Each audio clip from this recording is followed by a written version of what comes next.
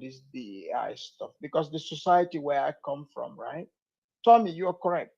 Africans, I'm not gonna hide this. Serious Africans we do not take the blacks serious. Because you have to ask yourself, why are they making special rules for you and they are making it less? That means they Yes. think you're retarded. Don't you get that? Like they are literally seeing that you are less than.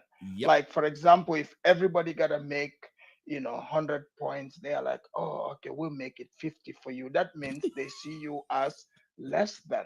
You're not getting it, right? Hmm. So even so, what this white man did over here, he's very Hmm. upset.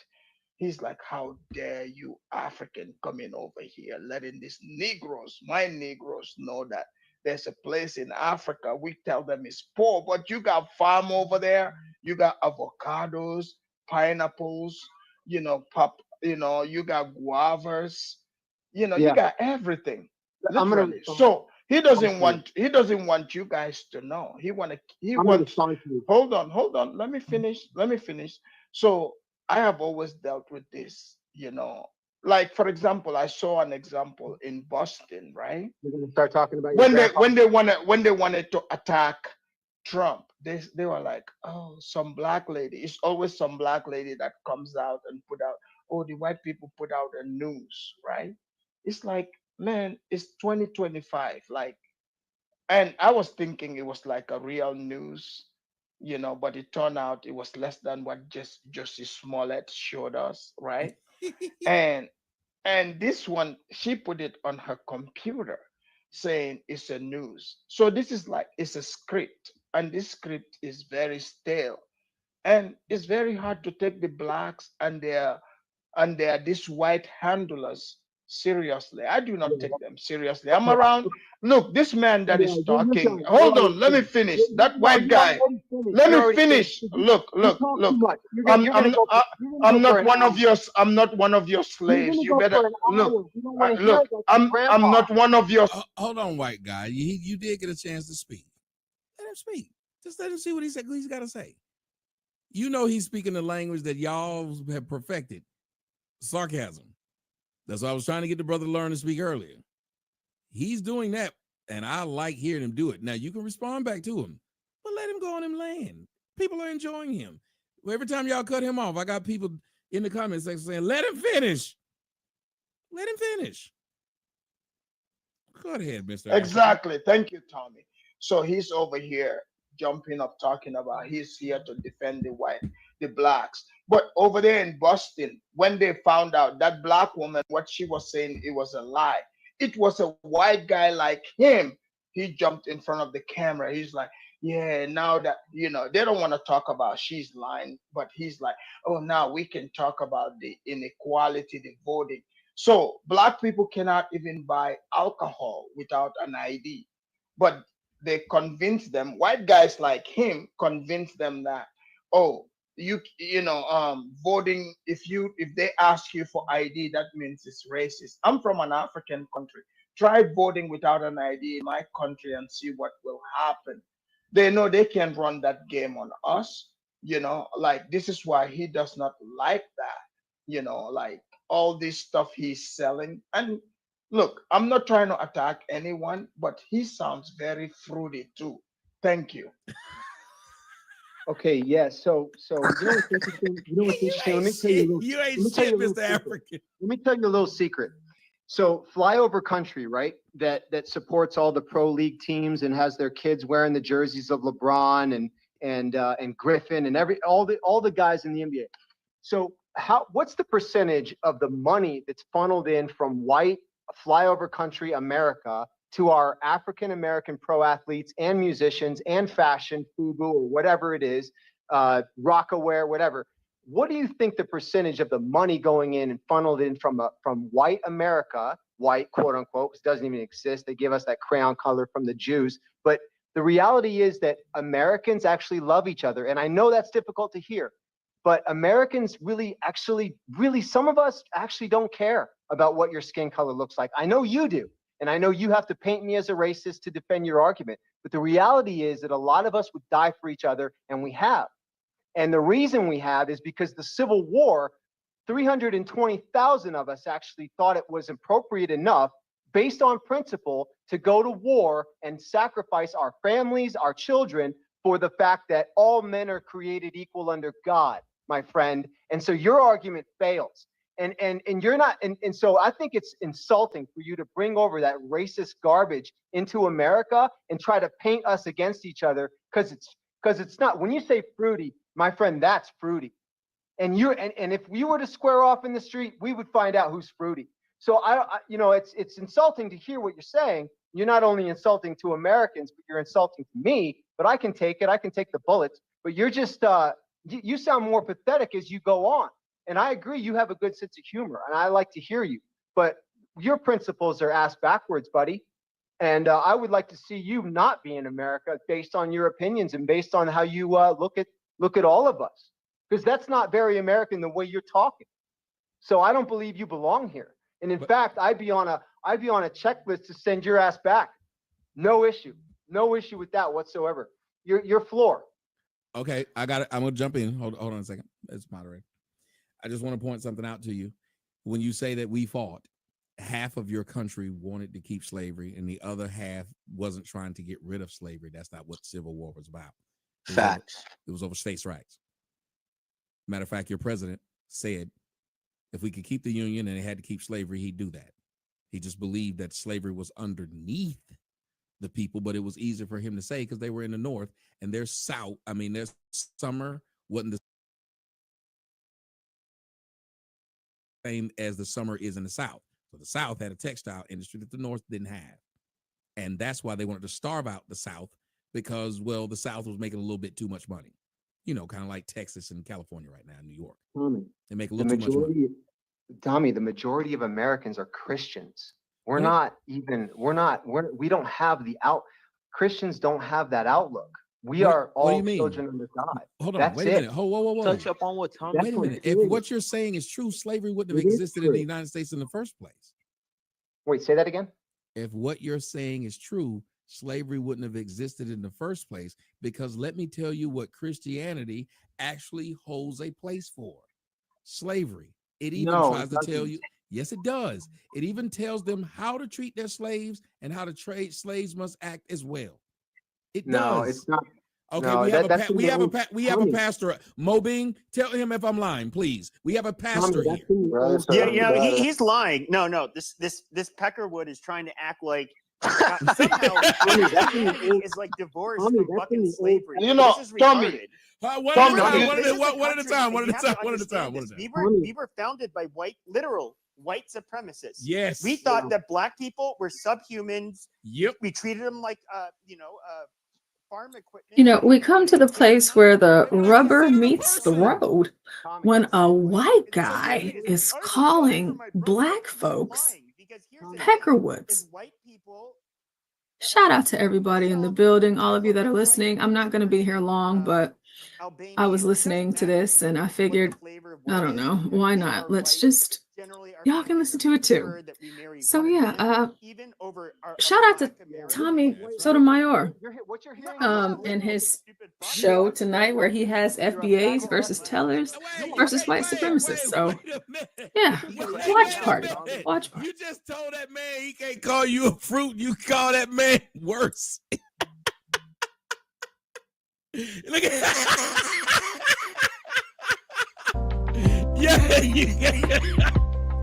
I'm not gonna let you do that. This is one of my fellow whites. Since you had your fellow blacks, this is one of my fellow whites. Go ahead, Pepe. I'm sorry. I gotta protect my Sharpay, Pepe. Go ahead. Well, he's saying like white. Double mute. Unmute yourself. It was a double mute. Sure. There we go. There you go. I would say that, like, yes, like if you're in the military and you know, obviously you're in a platoon or whatever, you get to know everybody. They kind of somewhat become like brothers, and you're gonna fight for each other, or their lives are gonna matter the most to you. You know what? Amazing. But at the end of the day, but hold on a second. At the end of the day, you're trying to, okay. So at the end of the day, though, when in most situations, white people are going to look at each other as their own kind of kinfolk. You can deny this all you want. Well, Liberals, leftists and you're right, liberals do Yeah. kind of No, in a you're weird way. Like, you're a liberal, and you're a leftist. I'm He's not a leftist, not. you stupid fuck. He's Well, it's literally okay, it's not. okay. Look at my goddamn Pepe is name, not you a fucking Pepe is retard. not a He's leftist. not a liberal, bro. I've known him since club. I known him since Clubhouse. He is not a He leftist. is not a This- liberal. Hey Pepe, you my dude. That's funny as hell. Keep going. Why is he talking? Yeah, I just think it's funny. Like, you get these. Now, I can understand. Like, there are, and here's where I will agree with you. If you are a true Christian, a lot of this race bullshit.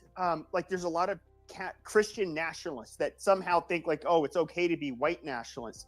No, not really. It goes again. You know, we're all children of God. Kind of like what you said. Why does the Catholic Charities bring in all of these people from other places in the world? Well, they're fulfilling God's duty. They don't see they don't care about nationalism or race or any of that shit. And so, you know, sure, I think you can be a conservative Christian and be completely not really care about race. That's fine. But I mean, you have to understand there are people who are more ethno-nationalistic, and they do exist. And even with the liberals, you were trying to call me a liberal. I would say at the end of the day, a lot of liberals are definitely pretty race conscious, but they just like to virtue signal a lot. Yeah, that's true. They're actually racist, but the reality is that Christians are all over the world doing missions in Africa, missions all over Asia, missions in South America, and race has nothing to do with Christianity. Race and slavery specifically, and Tommy, you need to, I don't know, write this down. I don't know, but race and racism and slavery is indicative of the Old Testament, and the Old Testament is Judaism, my friend. I'm just saying And it was in there. Judaism- And Hold but on, the let me Christians, cook this. Let me the- cook this. I know, You're just I gonna hear what blame- you're okay, you're saying, gonna but blame they the tell fucking Christians. Jews. No, what we're Like, gonna I do can is understand, like, we're yeah, gonna Jews look are at- no, kind you're of gonna like, be quiet Jesus for said he 10 did not come to do away with the old law. He came to fulfill it.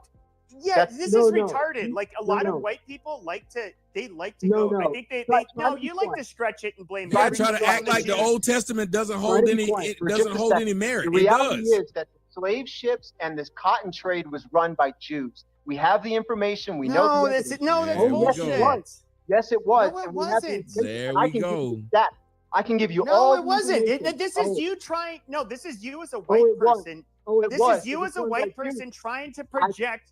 And it's I know trying to exactly project. what the You feel problem is. powerless. You feel like the You Jew are is in Jewish. charge over you, Yep. and you're you Jewish. want to blame all of the shortcomings and all of the evil things that the white people have done onto the Jews. No, Yep. yes, well, Jews. Oh, yeah. Jews Well, did you play a won the prominent cotton trade. role. However, Well, it was dwarfed. It was dwarfed in size by You the ran the white cotton trade. Gentiles from Europe that You took ran the part in the cotton slave trade. trade. So You that own is the- a reality. you That ran is a the fucking slave trade. reality. You don't own the want to slave own it. ships. You ran the cotton trade. Yeah, and most of you the own slave ships were owned by the Portuguese and the Jews. Dutch that And were now- not and Jews, now you stupid control the fuck. bank, and now you control the banks, and now Oh, they not don't only get that, no, they don't anymore. you funded moron. King Leopold II in the Congo. and There we now go. you So want the Congo basically, to he's be- here. He is. This You is did a it through the white Bank man. of England, This is a white man that's trying and to the- get black people to do the dirty work of the white Oh, no, it has nothing to do anti-Semites. with black He's people trying to right put now. a rocket in all No, of your what I'm backs. doing is So pulling you arrows all, back. you stupid fucking What I'm monkeys, doing is will pulling act arrows up back on against your the disgusting almighty people. Jew. This is how this man thinks. What I'm No, doing is pulling that's what arrows he's doing. back on. This is a subversive white Yeah. man. You can't What listen I'm to these doing is people. pulling He arrows back wants on you your guys people to and what act you've on done. behalf of his ideology. Yeah. And You everybody- stupid fucking and the monkey people in crash here test know. dummies. And You the world is motherfuckers waking start up. going after the Jews. Yeah, Because the we world's can't waking fucking up. do it. I'm The too much world's of a waking chicken up, my shit. friend. So The you world's guys waking up. fucking do it. Yeah, This the is- world's waking up to you, This my is friend. all this is. No, Oh, yeah. this guy's a fucking Oh, we retard. figured You it should out. Okay, know I gotta hold y'all for 2 seconds. The African guy was right when he said it. No offense, 999. But the African guy called it out. The way you were talking about how it's kumbaya in America amongst blacks, your blacks have built so much. Well, if you blacks built so much, why is it you and your liberal friends, because you call somebody liberal, that would be you. Why is it you and your liberal friends ain't paid blacks for all that work they did? They've been asking for it. I wish them FBAs would come back. They've been asking for it. They'd like their money. If you believe what you said and you claim y'all fought to free them, now pay them. Pay them. And I want everybody out there to realize If liberals wanted blacks to get reparations, they'd have it. They would have had it under Biden. They surely would have had it under Obama. They Liberals sure would have. pretend they want to They would help have, y'all with yes. something, but like Pepe said, what they really using y'all is for crash test dummies, because he said they Christians and they don't believe in race, but had no problem with telling you about what them damn Jews did. Yeah, this is true. Yeah, yeah. I don't have an argument. They ain't I trying don't to have one. separate, but he wants you to know what them Jews did. Let me tell you what the Hey, Jews tropes. couldn't have done. Hey, With the truism, formation of this country, Stormcrow. the Jews could not have made it to where slavery I enjoyed was your legal, show or the that other you day. were You have such an two-thirds, incredible 3/5 of a production. person. Shout out to They couldn't have you. done it. The Christians did this. The Christians could have written it into their constitution that blacks were regular citizens. The blacks helped them fight. They could have done it. The blacks helped the North fight. Do you know what the president of the United States said to the black people when they got their freedom? What do you say? He said, we're going to give you Liberia. And he said, this Mhm. land is not for you. If you ask me, you leave. That's what your president of the United States said. Now, they did offer blacks this thing called 40 acres and a mule. Mhm. But the white people were so upset that they lost in the South, they had these things called Confederate sympathizers. And the Confederate sympathizers went and found Lincoln. An actor was inside of the theater, shot him in the head, making him die of an excruciating death days later. And when he Is that what died, a happened? man by the name of Jackson ended up being president. Uh-huh.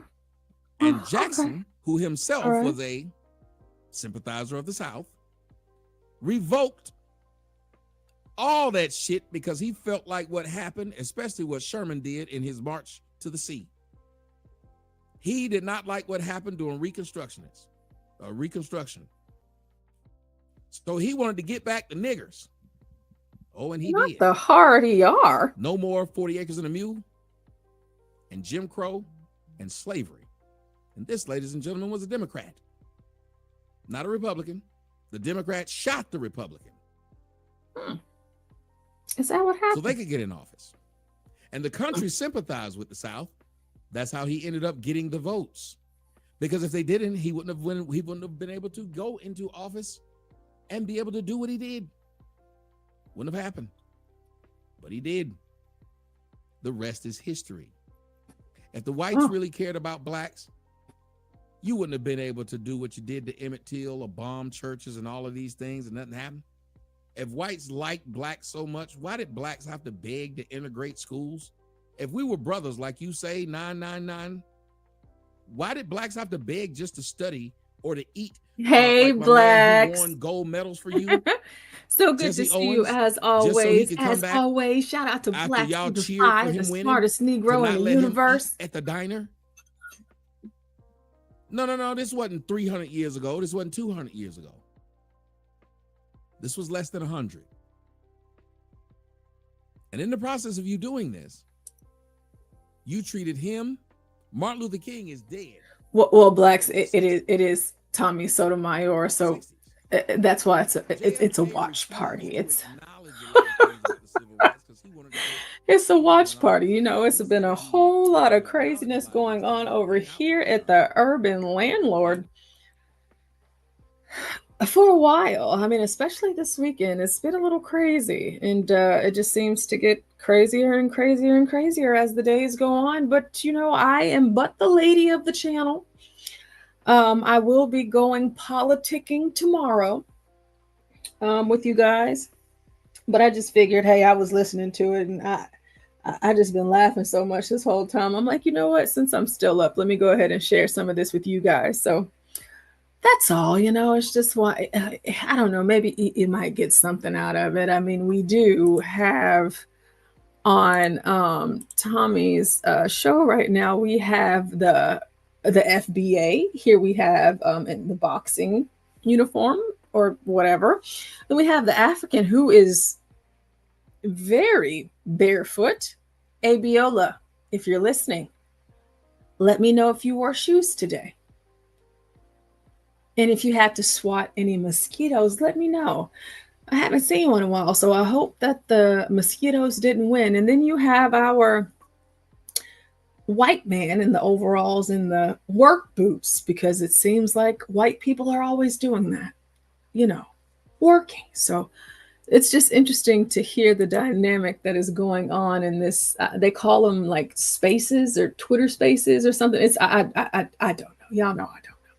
But I was watching on Rumble, so whatever they have going on Twitter. But yeah, let me turn it back up. Let's turn it back. 999. Where's this unity when George Floyd statues had to be put all over the place? Where's this unity when a white woman walked into another man's apartment, shot and killed him, and was able to tell the jury, I thought I was in my own place, and I thought he broke in, refurnished Corn the Pop, place. you know I'm always listening. All right. He I'll be broke listening in and to refurnished the place and was sitting down watching the movies. I listen to all of the craziness that happens here at the Urban Landlord, and I try to do everything in the world that I can to make sure that we don't get up out of here, that YouTube doesn't get us up out of here. And as I am but a woman, I was cooking and cleaning and things, and I was listening to Tommy, and I was like, let me go ahead and throw this up for them. You know, they might find some interest in it, but I was definitely listening. It is so funny to me hearing all of this. We have UNIVERSALJONES. Universal says the African has no shoes on and the white man looks ready for work. Exactly. Whenever I was putting this together and making my edits, you know, hey, you know, Universal, I just felt like this was appropriate because this is what I thought of whenever I was listening to Tommy. So who else is in here? We got Speak. Hey, Speak. Shout out to you, Speak. Good to see you as always. Of course, Blacks Who Defy the Most Intelligent Negro in the Universe. We got Trope. Shout out to Trope's Truism Stormcrow. If you guys haven't seen his show, you should go and watch it. I have not seen a production like the one that he puts on ever on YouTube. I don't believe. In his microphone, I don't know what it is, but I think that Jesus mailed it to him.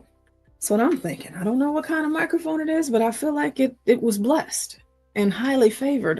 That is a great microphone. Shout out to Truism again, but let's go ahead and get back into it. Watch party. As I shot him. And she got sentenced to 10 years. But this niggas done fought with their girlfriend and they doing 20 years. She got 10 years for killing a man in cold blood in his own house.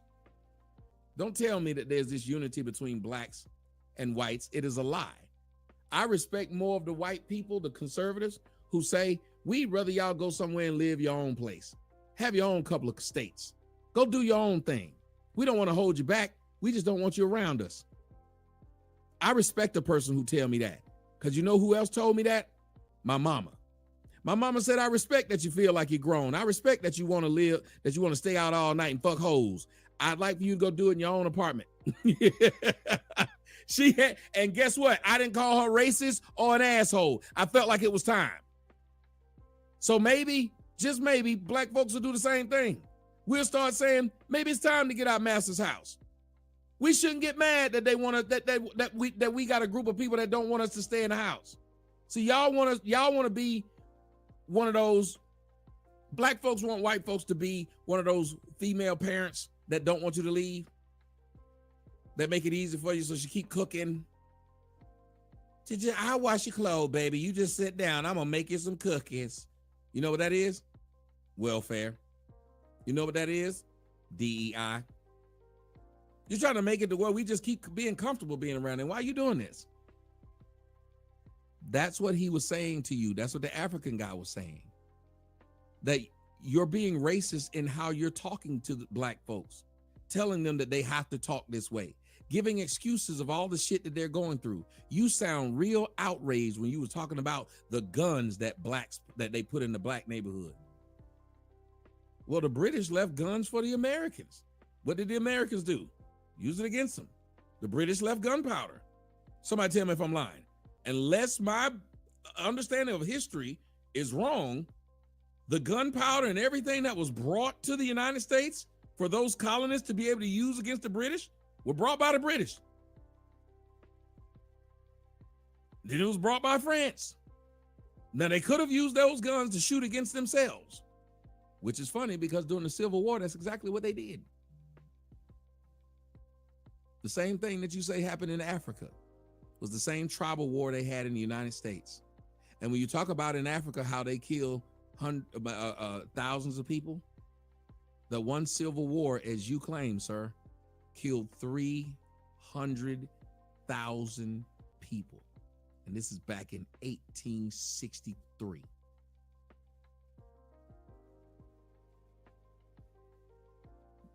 That was a tribal war. But we don't like to call white tribal wars. But they are. Right now, you got Russia fighting Ukraine. Somebody tell me if that's a tribal war. Put your thumbs up if it is. I don't know the difference between a motherfucking Kurd and a what is the other one? The Iraqis. I can't tell you the difference between them. What is that? It's a tribal war. North Korea and South Korea. What the fuck is that? Those are tribes. Now one of y'all niggas can tell the difference between a North Korean and a South Korean. None of you can.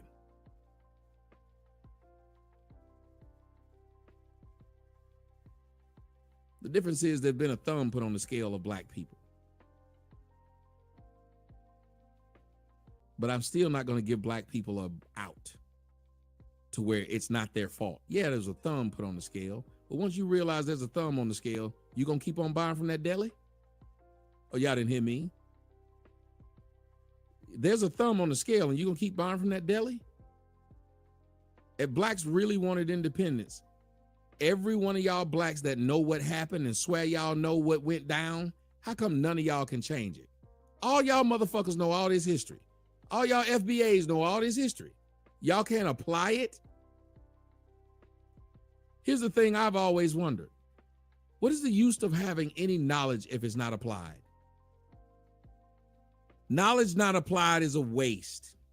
I'm gonna let y'all get the last few minutes now. I gotta go to bed. Knowledge not applied is a fucking waste.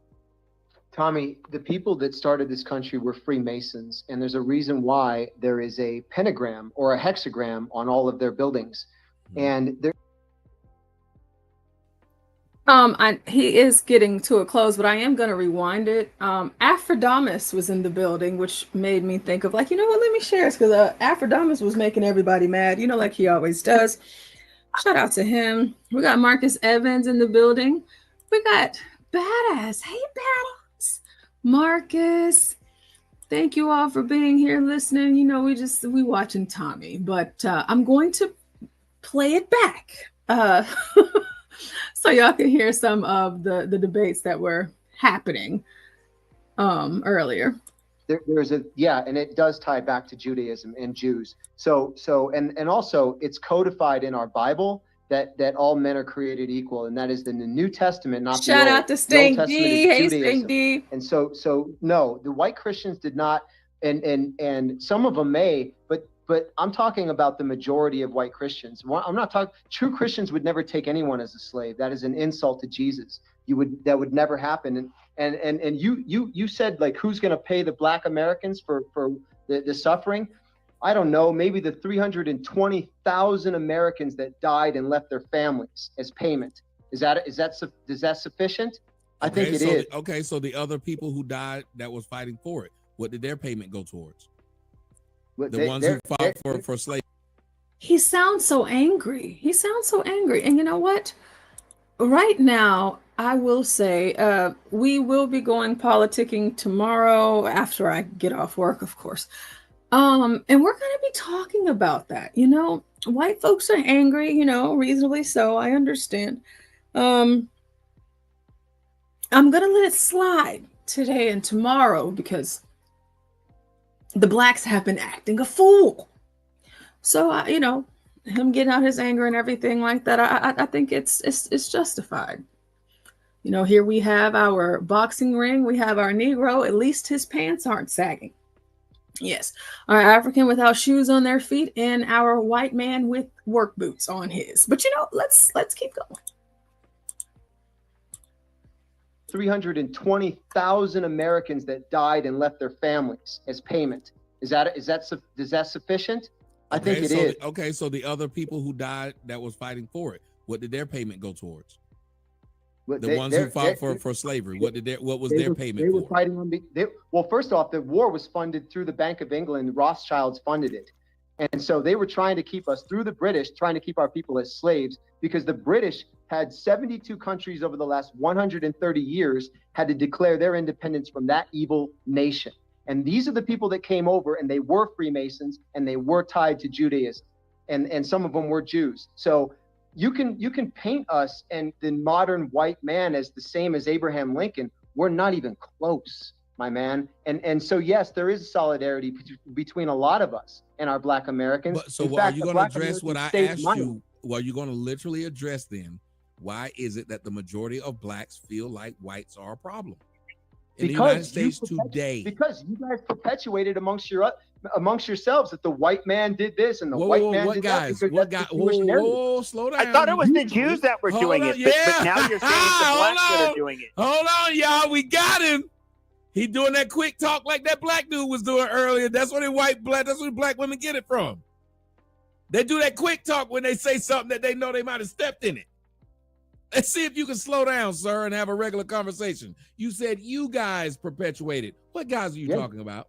I'm talking about you, Tommy. You're No. I am a person. I'm not guys. Tommy, people listen to you. No. I'm still a person. People listen to you, sir. I am a person. And you're telling a lie because anybody who watches my show, black folks call me a coon. The last thing I do is perpetuate black victimhood and white supremacy. So you just lied. Well, I'm not perpetuating victimhood. You do. Hold on. I said, why is it that blacks feel like it's whites that are a problem? I don't say that. I am anti that, which is why they call me a coon. Okay, well, you know it's perpetuated in all these spaces that the white man did. You see how you're dancing around something? You said you guys, which was plural. Then I said, who's you guys? You said me. And I said, but I don't do it. Then you said, you know, it's other spaces. What do you mean spaces you don't do it? You've been on this space the whole time saying that that white men have been the problem. The white Christians have been the problem the whole time. No, I didn't. What the fuck are you talking about? No, I didn't. What do you mean you didn't? I didn't say white men. No, sir. Let me tell you what I did. I told you facts about the formulation of this United States, this union. That's all. I asked you about, no, sir. I did not say whites are a problem today. You're breaking his brain, Tommy. No, this is fucking cruel. Tell me one time I said whites are a problem today. Tell me one. Yeah. Not you 10, can try to just one. It. No, because you can try to repaint it, but no, sir. No, you're not going to disrespect me. I ain't trying to repaint nothing. If I ask you straight up, you tell me in the audience when I did what you said. Today, name what I said in the last 10 years. Whites are the problem. Go on, tell them when I said that, because if you saying I did it, you should be able to tell them when I did it. Are you kidding? You just went on a diatribe about how the founders of this country. A history lesson. Sir, I said today versus history. Listen, I grew up poor. Wait a minute. If I explain I grew up poor versus now I'm not, how are you going to tell me I was putting something down if I'm just giving you the history lesson? Okay, you gave us a history lesson, but you also painted the modern. You just said, how are white people friends of black Americans? You just gave us I asked the question to you. I said, how are they friends if blacks overwhelmingly are saying they're not? I even asked you, how are they friends when you have a movement called Black Lives Matter, where these black people that you told me y'all are hand in hand, and it's the Africans and Jews saying something? Why is it that they buy into it? because BLM is the leftist. This is a whole leftist. Why Marxist. do they buy into it? Black people are as smart as you claim they are. Why would they buy into a lie? Well, the smart ones don't. Where are the smart ones? There's a lot of them. Yet you just They're called all me. behind Hold Trump on. Yet you just did outside me like Chicago. you. Wait a minute, sir. You just did me like you did Pepe. Now, if you're supposed to be a Christian, you shouldn't make any snap judgments. You should have asked, but you didn't. You judged Pepe and said that Pepe was a leftist, and you were wrong. You judged me and said I was one of the propagators of white men. Speak on It says, I hate when white folks say that slavery. Well, I hate when white folks say that. Come on, slavery was like last on the agenda for the Civil War. It's white technology. White technology. Trope says imperious clones. Oh dear Lord, Tropes. Jesus save us all. Yeah, this white guy, he came in hot. And he was like, you know what? I have more respect for the Black American because we're all Americans. And that's how we should look at it. But these Africans, I'd be the first to pay to send them back to their country because they don't deserve to be here. Y'all do. And it's like, okay, well, I'm not gonna, I don't want to disagree. I'm not gonna, not too much. Okay. But where are you going with this? Where are you going? All right. I tend to be able to listen to white folks better when they tell the truth. You know, you want to buy plane tickets to get us up out of here too, sir. It's okay. Nobody's judging. We're just listening. We're just listening. Man, evil, and you're wrong. Look at my page. You will literally see the opposite. Well, that's not what I'm hearing in this space. Sir, I told you to tell me where you heard it. And what you said was when I was talking about the forming of the country, I didn't say shit wrong in the forming of the country. Everything I said was facts. And I'm talking about what you were saying about the modern white. I didn't say anything about the modern whites. I asked you, why are the blacks believing you're still that? If you are, sir, if you were telling me, if I came on here and told you, my wife and I, we just get along great. How the fuck am I going to get mad at you if you point out my wife just put up a post that said I ain't shit? We're talking about the way white people in America view Black Americans. No, right? You said how y'all view each other. You said we're fine. It's the Africans and Jews that are trying to cause the division. Ladies and gentlemen, am I lying or did he say that? No, I'm saying that the influencers on these social media apps are creating division by perpetuating the fact that Americans dislike each other. Sir, how can people make my wife feel like I'm not a good husband? How can they do that? Easily. Go ahead. Media. He's lying. He said that the slaves and the slave ships and that everything that started with America. That You're was saying blacks aren't smart enough. Is what he keeps saying. Trying to erase the history of how white Gentiles that non-Jews. He's saying blacks aren't. And you listen. These are the things that I hear, and I enjoy whenever Tommy actually does these FBA versus Tether versus white, because whatever this is with this Twitter Spaces stuff, a lot of people, they just come out and they have so much to say, but white people, we're going to be talking about this tomorrow, but just for now, this is why Jasmine Crockett is trending. Yes. Trump and Elon, they're doing the best that they can. You have in Chicago, I don't want to spill the beans just yet, but MSNBC, CBS, CNN, they all came out with something yesterday, and I was shocked. I was like, oh God, these white people have said enough. I've had enough. Had enough of this. Get your kids. I've had enough. But for every white person that comes out, and they're just speaking, with the chest about all of the things that are taking place in America right now, and even speaking about the things that have been taking place over the last 8 years, especially the last 4 years, because white people had to be silent. They had to be silent, because they're the biggest threat to our nation's security, the white man. Yes. And so Donald Trump comes in, and he could have picked Byron Donalds or Tim Scott. No, he got JD Vance. Let's just go ahead and keep this smooth. Okay, he's white. Okay, and then the White House press secretary and the majority of his cabinet, they're all white. That's what y'all have been saying. White supremacy, they just want to get their people in this, in that, in that. But if y'all knew it already, because y'all been saying, since you know so damn much, this shouldn't be a surprise to you. So you, Mr. White Man, sir, you started off talking about the Jews and the Africans, and now you're putting it back on Tommy. I'm very consistent. For anywhere that y'all have ever heard me, I'm very, very consistent. White man, don't blame your woes on us, all right? Don't blame them on us. Blame them on you.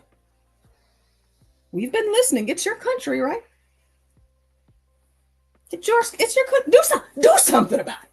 Do something about it, okay? Black Republicans, we can only be so many coons and so many Uncle Toms and say so much. There is not anybody with a lick of sense here in these great United States, but other Negroes, that take Jasmine Crockett seriously. I mean, come on. They don't. She's just, entertainment. That's it. But you, white man, you have all the power. It is your country, but here you are. You see, I couldn't be white. No, you guys that know me and y'all have listened, y'all have heard me say it before. Don't ever make me white. But if you do, give me 7 days. That's all I need. Y'all tearing up some stuff, you're getting on the cruise ship. And it's not going to be like the cruise ship that you're used to, okay? You're not going to have all the buffets, the music, relax. It's not going to be like that. But I'm putting you on the boat, okay? You got to go. You've got to go.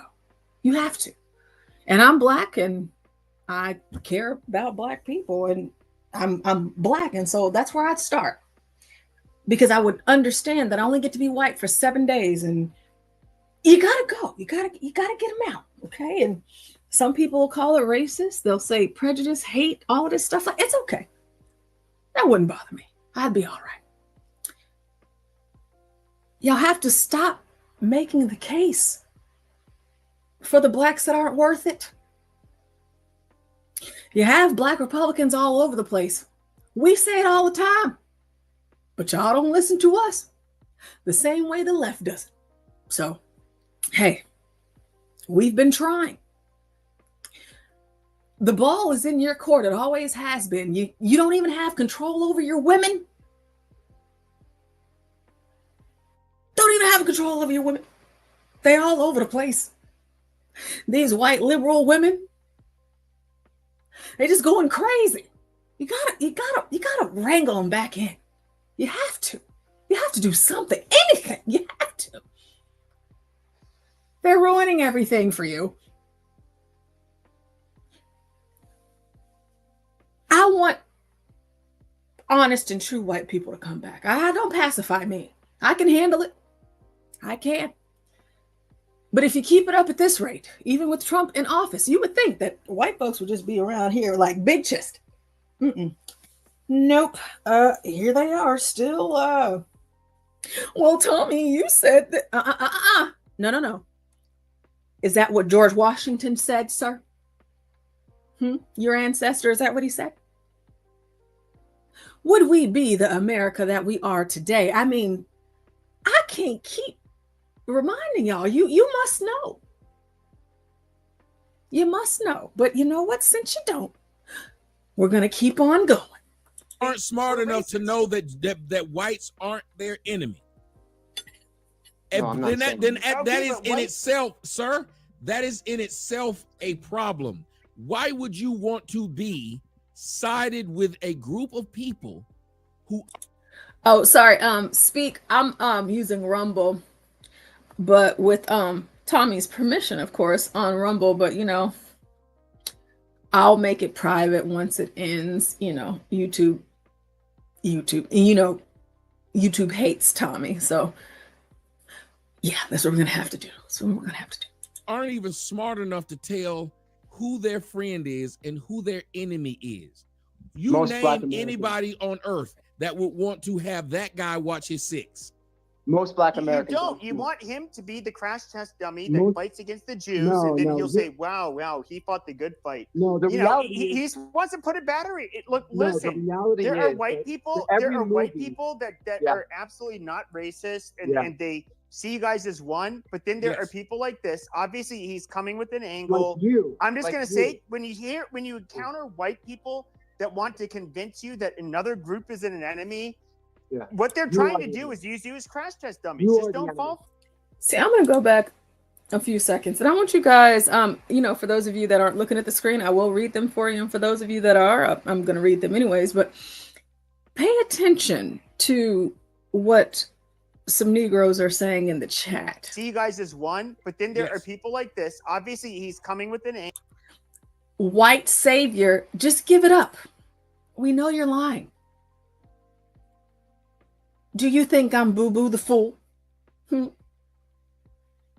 know you're lying. We know you are. Well, even, I suppose you could be an independent, you know, or just a pretty strong conservative in the way that you live your life. You know, your morals, values, things like that. Or you could be all of these things, plus you vote Republican. But hey, listen, you can take that energy over to Don Lemon and Joy Reid's podcast, Michelle Obama's podcast with her brother. Take it over there, okay? You're not fooling us, all right? You can fool them, but you can't fool us. Just give it up. Just give it up. You're in the wrong space, Twitter space, you know, this Twitter thing that's going on here. Angle. Like you. I'm just Like gonna you. say, when you encounter white people, It says social media ruins relationships every day, Tommy. Yeah, I mean, it does. It really shouldn't, but it does. We understand that. But, you know, I don't know what he's seeking to gain here. And furthermore, as the days go on, I'll be trying to figure out, like, what is it about Black Republicans that make white people that are also in the same voting, you know, we vote the same, you know, the ones that vote, you know, right. What is it about us, our imagery? What is it about us that makes them think that we are this type of pandering stuff? Sir, listen, white people that are listening right now, let me tell y'all something. For every single thing that you've ever heard a white Republican say or a white person on the left, listen, y'all can't beat me. You can't. You can't. You can't beat John. You sure can't beat John. I don't honestly. John has out-blacked my black limit. Okay. You sure can't. You can't beat him. Anything that you think that you are saying to change our minds or to get us to see something that y'all think for some reason we don't see, it ain't nothing that y'all can say. I have all the words. All of them. Yeah. Hey, you think that what you're saying is bad? You're trying to mince your words and be careful. I'm not going to be careful at all. Like I said, give me 7 days. I probably won't even need the full 7. I'm going to get them up out of here. I am. I'm going to get them up out of here. I would have a hotline. A 1-800-REPORT-A-NEGRO line. Yes. Call us so we can put them on the boat. That's me. Now, white folks, I know you can't really say that all that loud, but you see, we've been saying these things for years. You can't pull the okey doke on us, okay? You can't. So just stop. Just stop. that want to convince you that another group is an enemy. Yeah. What they're You trying are to the do enemy. is use you as crash test dummies. You are Just the don't enemy. fall for it. Well, and I gotta answer this. We got a guy says, Not too social much, media not too ruins much, not tonight. relationships every day, Tomorrow, Tommy. for sure. And what do we call those relationships that are ended by social media? What do you call it? I think people just are dumb, or people just don't understand when I'm saying something, I'm pointing something out. That's why I said you wouldn't want that guy guarding your six. You don't want that guy watching your six. Why would you want him? If you know he can be easily influenced, he's literally going to lay down his guard and you're going to get shot in the back. Yep, shot in the back. Mm-hmm. His eyes is everywhere. Same thing Not with me. the girl who could easily be talked out of her panties because some guy, when you at work, goes and tell her she can do better. If she's secure in her relationship, no one can do that. There are plenty of women who will tell you they get men all day trying to holler at them. They know what they got at home and they're okay with it. There are many pretty women who say, I don't cheat on my man. People in my inbox all day. I just don't. I know what I got at home because if I didn't want it, I'd have left. That seems like normal thinking. If I didn't want it, I would have left. I don't need you to tell me what I got at home because you're not at home with me, so it wouldn't make any sense. Please understand this. Anybody in a relationship, if somebody can tell you what you got and they're not there and you listen to them more than what you listen to and know what you have, because if you were happy, no one should be able to change it.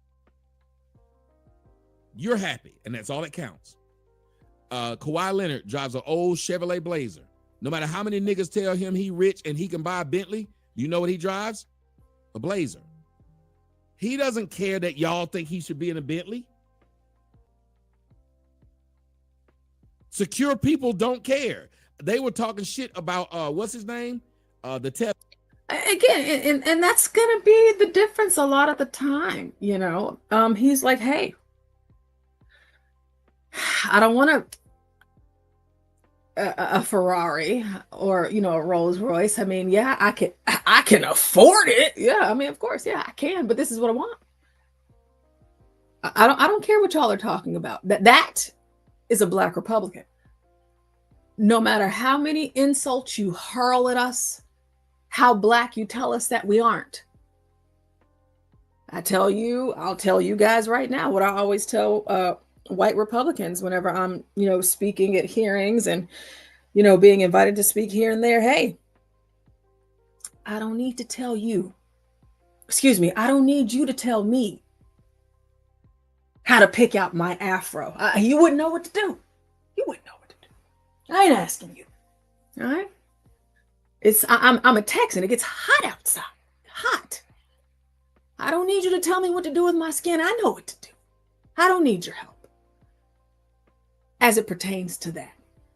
If I don't want to be riding around in a Cadillac sitting on fofos and waiting to hear back from the slab community on whether or not I can participate in the slab parade, I don't need your help. We don't need your help. Not if you're trying to pity me. I don't need that. You gotta stop. You gotta stop. You got Trump. Trump said, hey, Black women, generation. I mean, you were born on welfare and you died on it. I mean, it's time to cut it off. We're going to give you a year. We might give you 2. But you gotta go. You gotta get off. You got the folks on the left, especially the white ones. Why would they do that? They're trying to take everything from the Blacks. They're trying to just ruin their lives, upend them. They're cutting food stamps. No, it's actually brilliant because it's about time. It's high tide and noonday. You Negroes need to stop depending on the very white man that you detest. Go and get a job. Yes, a job, a job. Go to work. Go to work. Yes, a job. That's what Trump said. But those of you that have been listening since we started, this white man is just, I mean, stop wasting your whiteness. I don't have time. You know, I'd like to think that I have power here and there, but I am just a black Republican.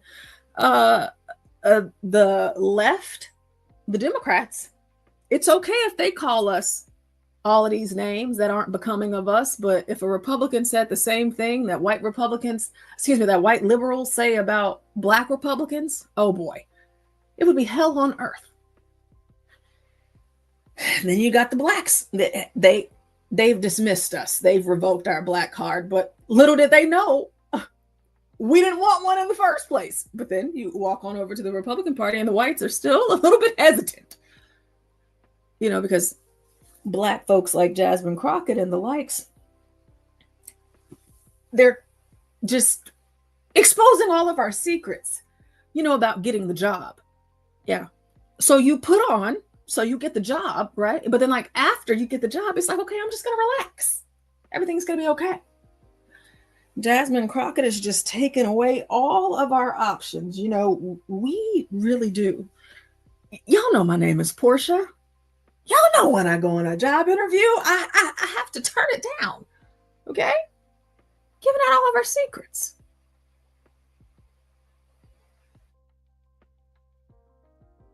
So on one end, you got the white folks that are using it against us. And then on the other end, you have the white folks that say, oh no, they need more help. They need more. We don't.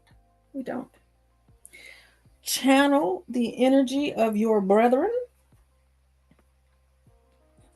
in Donald Trump and get on board. Just be honest. And if they can't take the heat, they got to get out the kitchen. Yeah, that they have to. Free speech. Say what you want to say. I'd rather you do that. Don't coddle me. I don't have time. This is why you're losing your country, even with Trump in office. You have to do better. Do better. Do better. Mm-hmm. Heather, Tim Duncan. They were talking shit about Tim Duncan. How many of y'all saw that picture? They talking shit about Tim Duncan, about him having dreads and him wearing just regular clothes. It looked like he done fell off. Tim Duncan's got him a fine wife, big ass villa in the Caribbean, and he don't give a shit about what you think. He's being him now. He's not one of those people that's gonna go broke trying to make y'all feel like, because think about it. How many of y'all have seen people go broke trying to prove to people they rich? How many people have seen people lose their relationship, they lost their marriage trying to prove to people they still got it? I still can fuck them hoes. How many people done lost their job trying to prove to people they can stay out late and drink like they used to? Mm-hmm. Mm-hmm. Y'all done watch people lose their whole Hollywood career trying to be something they're not. Trying to prove something to people who most of them are trying to get you to lose what you got. That's why they always trying to get you to question what you got. So when you say, oh, plenty of relationships have, somebody say Antoine Walker. Yep. Somebody says, so plenty of people done lost their relationship to the internet. Yes. Relationships that weren't stable in the beginning. My grandmother was quick to tell us, if you can lose them, you never had them. Mm-hmm. Mm-hmm. If you can lose them, you never had them. If somebody can take your girl, if somebody can fuck your girl, that's not your girl. It might be y'all girl. It's not yours.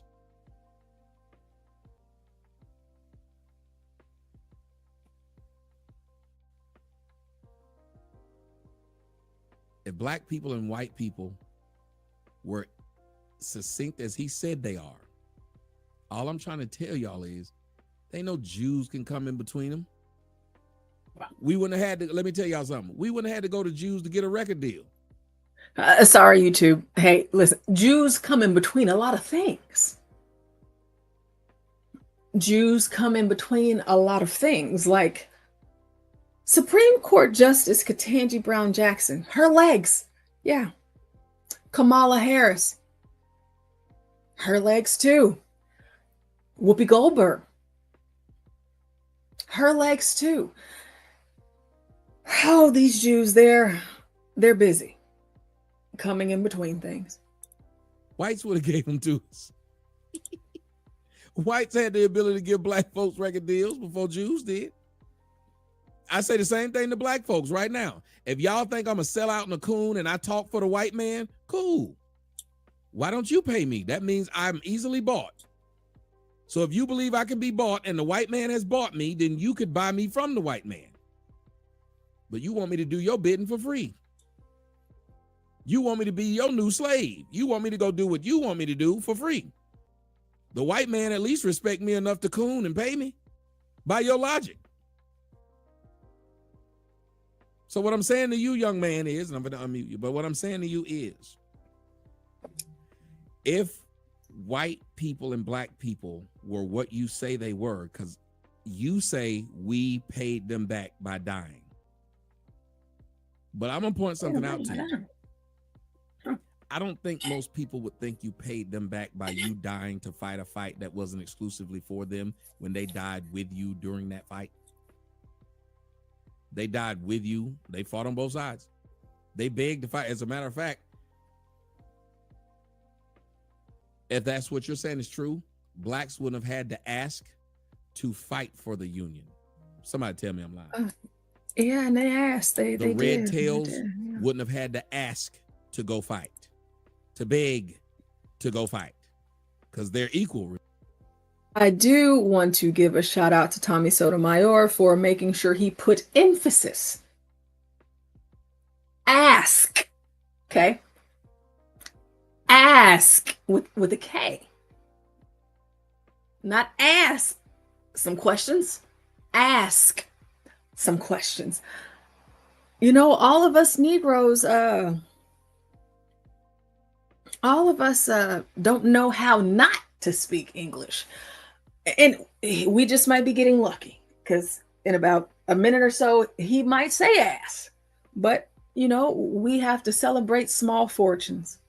Remember? But you didn't let him. Why is that? Why were they asking you, can they fight for their own freedom? Asking. If that's the case. Asking.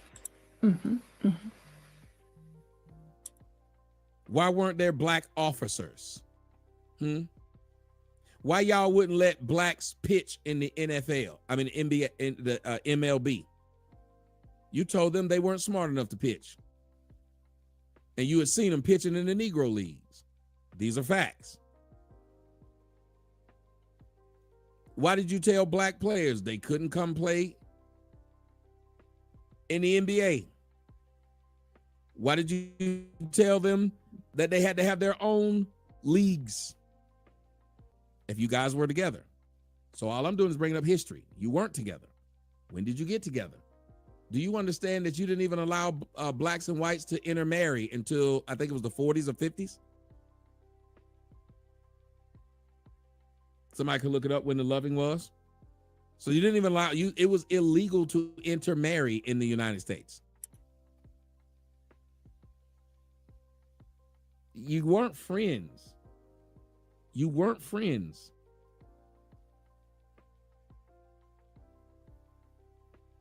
$55. Thank you. 55. Now, if you are friends today, I still think just because you died during that, you'd have to talk to some of these blacks and ask them, do they feel like that's enough? Because blacks been asking for their 40 acres and a mule since it was promised to them. You can't turn around and say, we died. You made a promise to them. And that was after all the bodies had been counted. 40 acres and a mule came after that. Guys, I don't see it on my end. Maybe it was YouTube or something. I don't know. It wasn't me though. Promised to them after all the bodies were counted. So that means you owe them. Okay, hey, I'm not trying to stir the pot. I'm asking a real question. 40 acres and a mule. How many black people that you know in your vicinity right now has the land or space, and if they don't have the land or space because they haven't received their 40 acres, but they received the mule? How many do you know have the resources and the skill set to care for this mule? Let us know in the chat. Let us know. That means you reniggered. Is that what they say in the spades? You done reniggered. So if you got a lot of them asking for that money, or the 40 acres and a mule, why not give it to them? When you say things like we've already paid for it, well, the blacks can tell you they continue to die after the Civil War. Blacks continue to die in the streets of America after the Civil War. Blacks continue to be not paid for. They had their cities destroyed. They had all these things happen to them. Even when it came to integration, they had their businesses destroyed. Black millionaires became broke overnight simply because white. Y'all be killing me in the chat. Oh, Lord. Hey, Mella. It's so good to see you. Mella said it was the late 60s. Corn Pop says it wasn't promised to every black. It was promised by a general of a county or area somewhere. It was not a bill passed by Congress or came from the presidency. The truth is always stretched. Speak says it's called YouTube. Yes, Speak. How many blacks are going to YouTube to look up how to take care of a mule? You know, I'm not saying it doesn't happen. I mean, I've told you guys time and time again, y'all know I'm from the sticks in Texas, and I grow my vegetables, and I don't even, I think I've said this, but maybe it kind of went over some of you all's heads. My egg lady, where I get my eggs and my chicken, she's black. Yeah, it's a black one.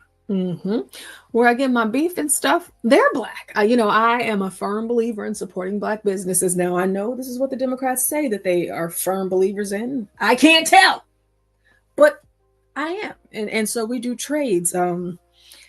I still, give them money, and they'll even do the same for me. But what we do is we trade amongst each other. So I make their chicken feed. So like I grow sprouts, like broccoli sprouts, just listen, kale sprout, just different types of sprouts. The chickens, they love it. And it's always a joy for me because the rooster, he's all black. He's all black. And his name is actually Black. And, he is that lone rooster. And, some of the hens, they get after him sometimes, but I'm like, it doesn't get any blacker than this.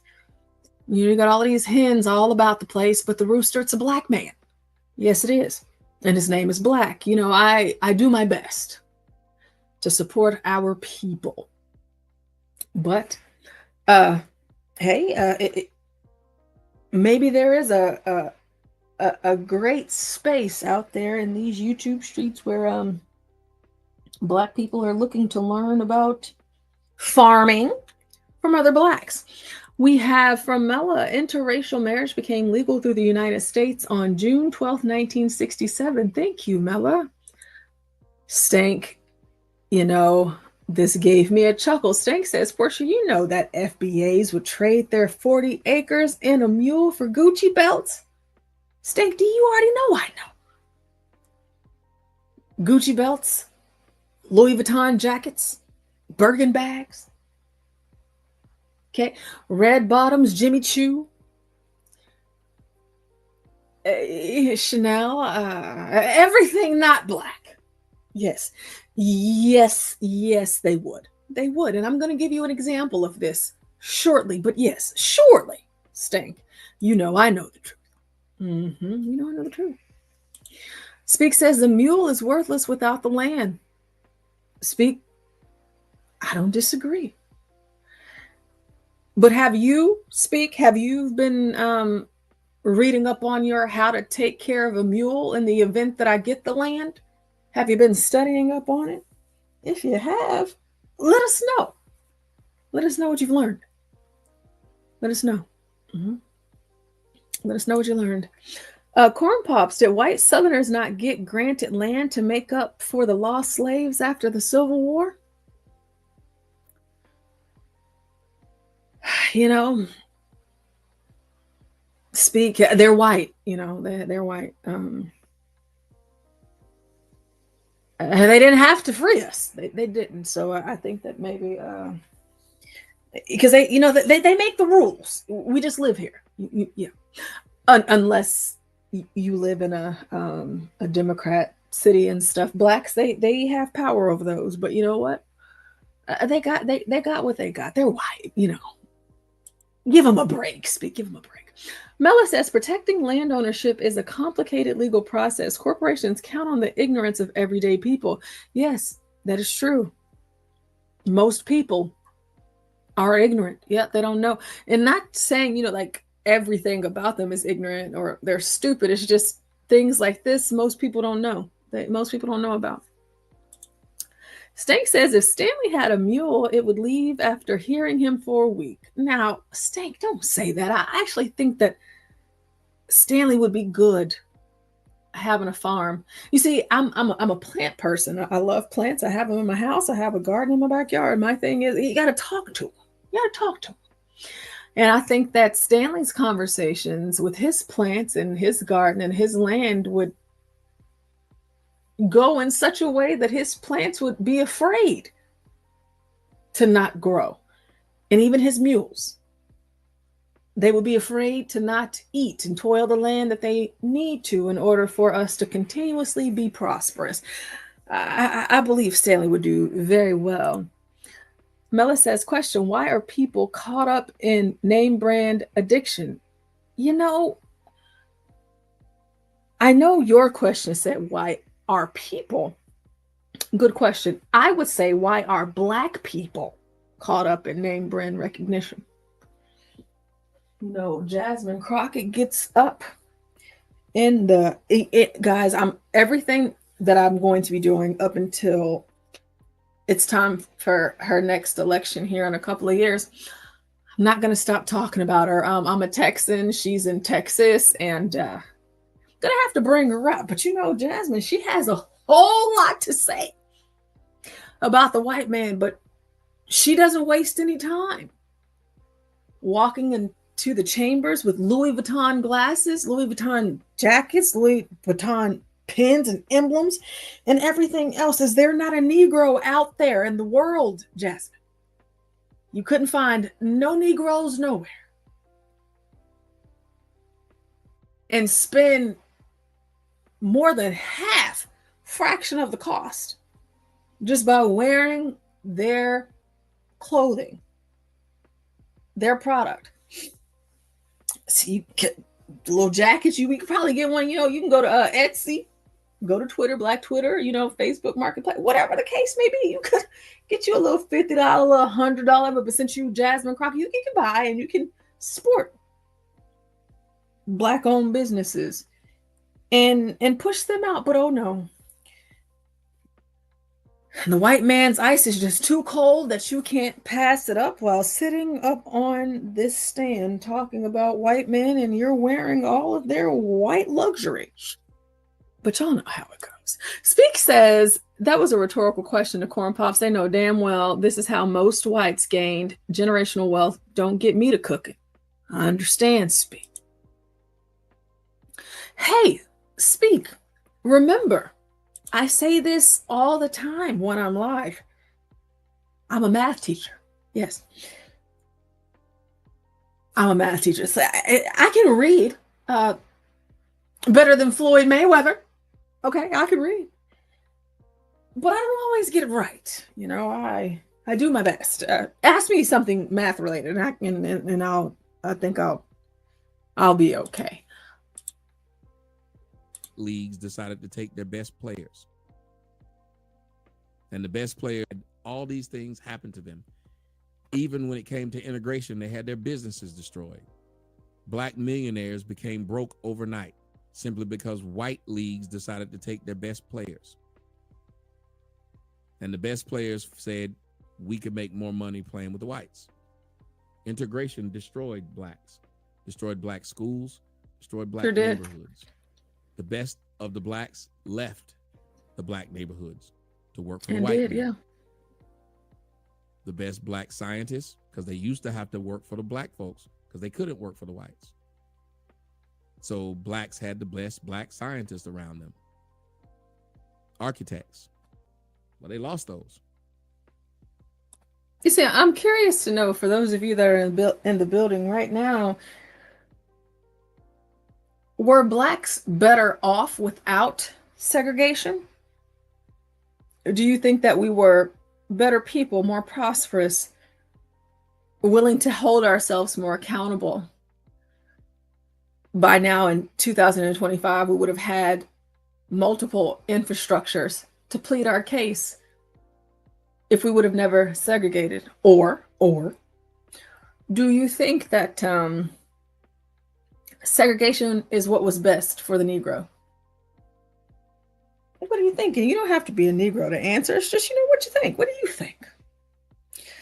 Tommy mentioned earlier about the NFL, the NBA, baseball, all of these different organizations that didn't want black people in them. And during Black History Month, those of you that were there, shout out to you guys. I gave you 28 straight days of things that Negroes were doing before segregation and how great they were. I'll assume that you guys already kind of know my answer and what I would say, but one of the biggest shows that I did during Black History Month was about football, the NFL, and how one of the first coaches and owners of an NFL team was a black man. Yeah. Of course, we've heard over the years the crying, the boo-hoo whining and complaining. Black men they ain't gonna ever let us own. Well, hey, one of the first owners of the NFL was a black man. This is true. But what happened? Well, there were a few whites out there that said, hey, no. Yes. No. The answer is no. Okay, so yes, we had you in here. He wasn't just an owner; he was a coach, and he also played for. He played on a team that he owned and coached. He was all of those things. Making money, he couldn't change in the locker rooms with the whites, so he just did so in the car. He did it in the car. Yeah, they said that, man, I own it. I'm making my money. I'm playing for this team. I'm the coach. I'm everything. They ain't let me in these lockers, but they ain't stopping nothing. This train is going to keep on. They ain't stopping nothing. Until they did. Yeah, until they did. And it was a long time. It was like some 10, 15 years that they decided to kick the Negroes out. Long time. But what did the Negroes do as soon as they said, okay, Negroes, all right, we made a mistake. We need y'all. This franchise is just getting too big. We need you guys. If we want to start to see some real numbers and make some real change for our pocketbooks, let's bring these Negroes back. So what did the blacks do? Well, take a look at the NFL today. We know what they did. They said the white man's ice is colder. They didn't start their own. No. I want to work for you, Mr. White Man. I understand that the best talent, they look like me. We've all seen Get Out, that crazy movie. Whenever those white folks was like, oh, y'all run so fast. You're so agile. Oh, your strength. You're this, you're that. Oh, my God. Yeah, no. Y'all didn't think, oh, well, just let me get out. No. Let me get back in. Yeah, and this is where we are. Okay? You didn't have to go back, but you always do. The same way that you can help yourself. You can't not buy their clothes, their shoes, their designs, their everything. Live in their neighborhoods, ride around in their cars. Where's your car? Where's your car? It's 2025. Where's your car? Where's your Walmart? Where's your Chase or Bank of America? Where's your Wells Fargo? Where's that? I know there's black banks, but I mean, the white man's ice is colder, and so most people, they just bank with those people. But y'all are so pro-black, though. Let's stop, okay? Let's just stop. You can try to make everybody think that you hate white people, that you love your people, but you can't do that with me, okay? Not with me. Jasmine, you can't do it with me. I know what you're doing. I know what's going on. Hakeem Jeffries. And what's Maxine Waters? Yes. Don Lemon, Joy Reid, Fannie Willis. I know what you're doing. It's not going to work on me.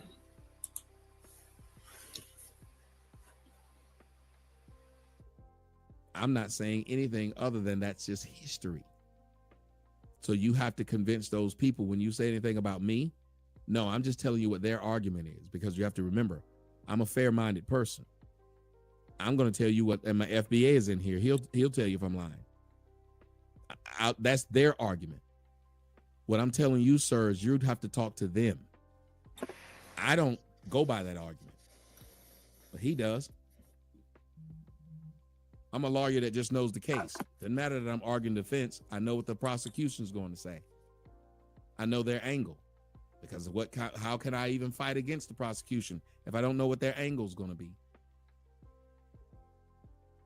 Okay, Tommy, so why is it that there are over 30 Netflix films dedicated to the division of black and white Americans right now? Why is it? I can tell you. Because blacks feed into that crap.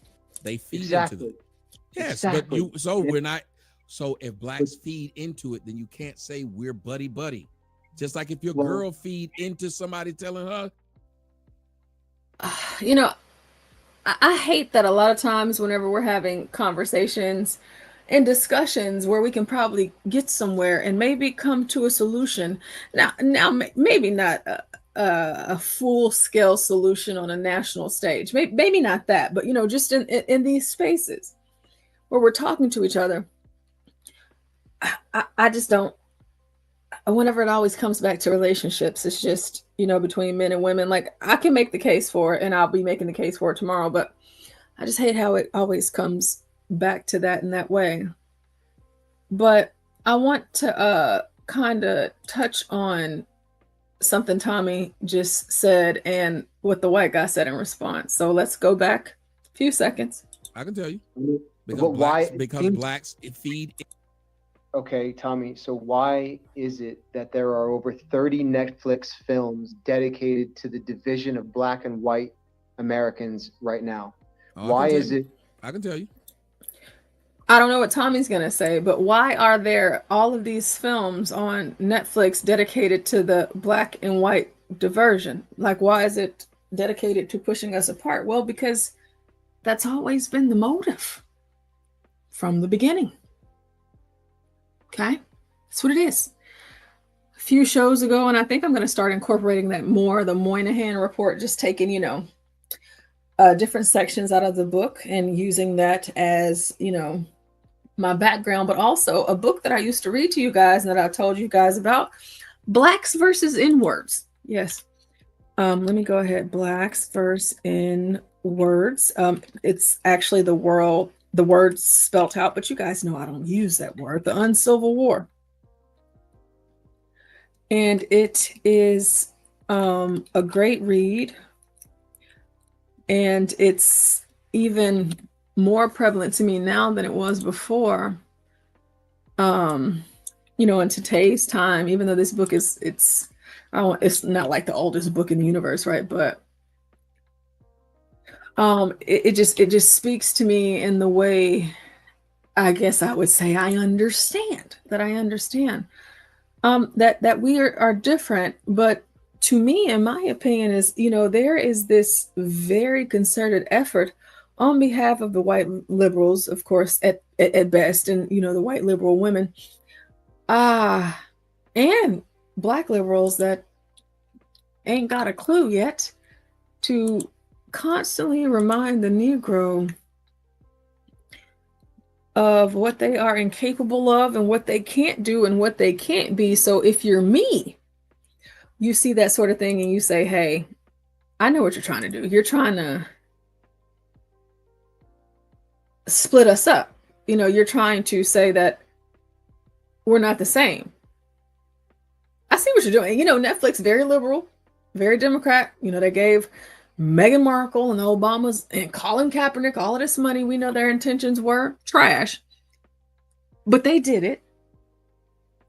But what the black Democrat likes to call the white ally, they get in bed with these people. They don't sell their souls. They call us sellouts, but they sell out generations of Negroes with this sort of behavior. And as long as they got a Negro on deck to participate in this foolery, of course they're going to continue to put this type of rhetoric out there. I mean, that's all that they do. It's all that they have, and it's all that they have done.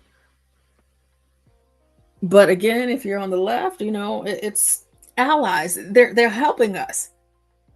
I will never get over if I just had one reason.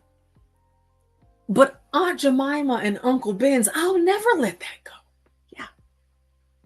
That was representation for me, for a lot of black people. But your white allies, they said, oh, it's racist. And you say, yeah, it is. It is. Yeah, the way that it came about, yeah, it is. Listen, you didn't see that native Democrat nowhere. You ain't seen it nowhere. You ain't even heard of it.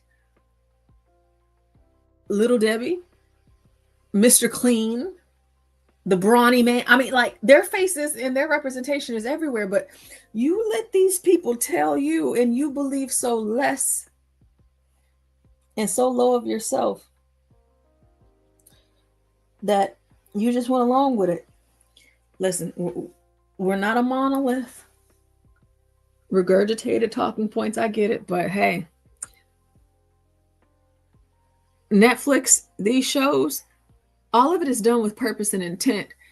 And I'm far past giving these people excuses. Like they don't know what they're doing. They know what they're doing. But they know that a lot of people are stupid and they don't care. And they know that they have a whole entire host of blacks in all of these positions.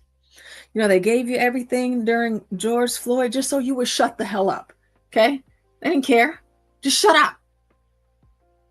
Nancy Pelosi, oh, he made the sacrifice for. They don't care about none of that. But you believe them.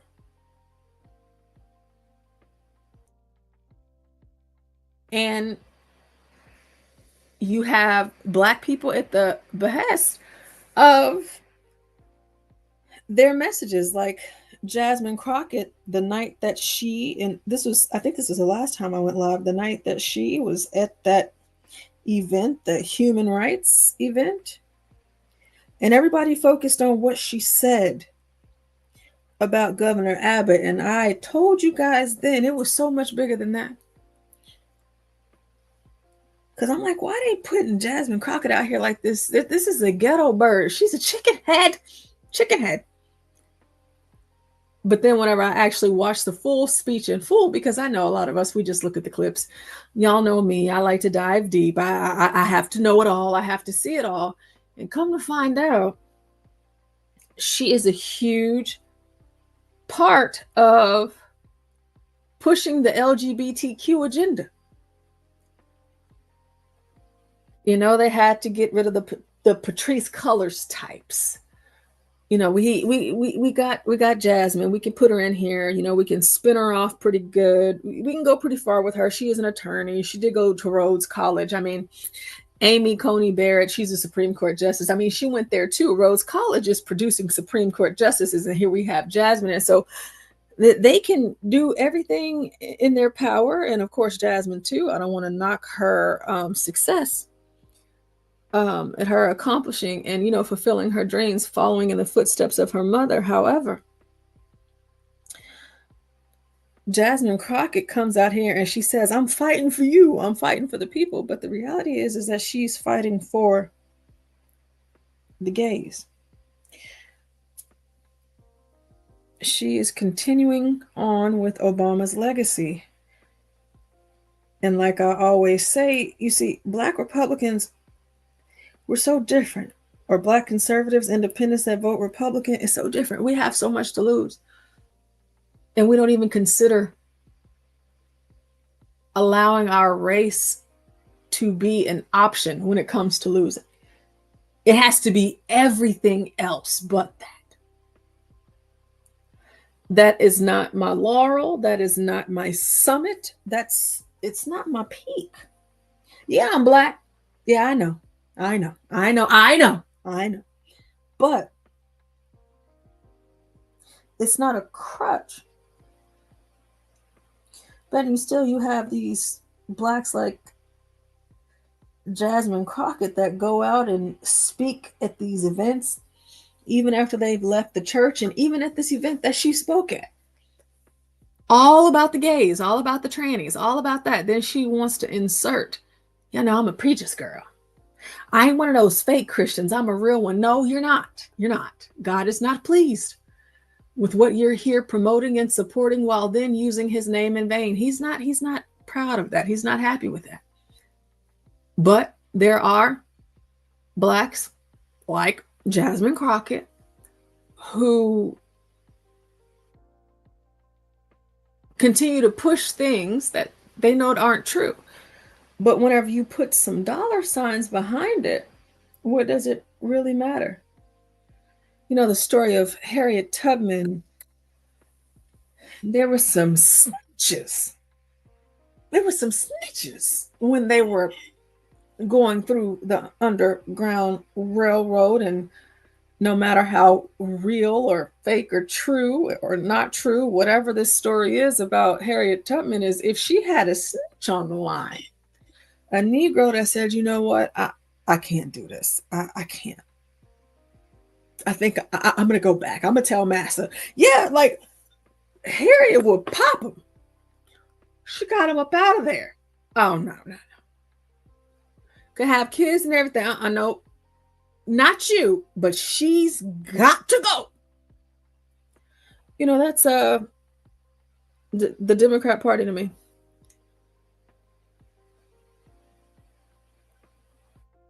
The ones that got to go. Not they're not Harriet. They're the ones that got to go. Sometimes you got to move them up out of there because they're not helping anything. Nothing. They're only making things worse. And they're making things worse for people like me and a lot of Black people that listen to this show, for people like us. And I've always been, if it don't apply, let it fly, of course. But the Negroes are on fire right now. I mean, gosh, they can't be stopped. They can't be stopped. And they're not on fire for good things. Nothing good at all, but they are the ones that get all of the attention. The spotlight is on them. Because, you know, if we're doing something too good, we're wrong. And instead of her just being the too good that she is to be behaving like this, I don't think she's putting on the front. I really think that Jasmine Crockett is ratchet as hell. She always has been. What? Netflix? There's a reason. It's a surefire reason. But that's what I think it is. Because blacks feed into that crap. They feed into it. Yes, exactly. But so if blacks feed into it, then you can't say we're buddy. Just like if your girl feed into somebody telling her you ain't shit. That's not your girl. I'm with that. But what I'm seeing is that the media is run by a certain group of people. And here we go. He's going to knee jerk, right? And I know you know what I'm talking about. I said I agree. If I don't know if you hear know me, it but I said because- I agree. But you're intelligent enough. I know, and then you're just pushing back to put a good argument on No, the no, table. no. I'm not pushing No, you're back to good put at a it. good. No, listen. I said what I was doing. One, you don't have to tell me I'm intelligent enough because that's insulting enough. Because I haven't told you once you're intelligent enough. We have Well, I'm not established trying to my be insulting. intelligence. So no, that is an insulting remark. It Well, is. I'm not trying to be intelligent. I'm I not know trying to be you're not, intelligent. so I'm asking you not to. Don't tell a person you're intelligent enough to see my side. Because that means No, if that's I not what don't I'm see saying. your side, then I must not be intelligent. No, I'm saying that you're insightful enough to So not push back on the. You see, Tommy just corrected him left and right. Don't say that. And you know, sometimes they don't realize how saying things like that, how it comes off. You're intelligent enough. Oh, you know what? Let's move on to the next caller. That's me. But it's like, you know, you're insulting me while giving me a compliment. And unfortunately, and this is not just on the backs of white folks. I mean, this is on the backs of everybody that's not black. It's like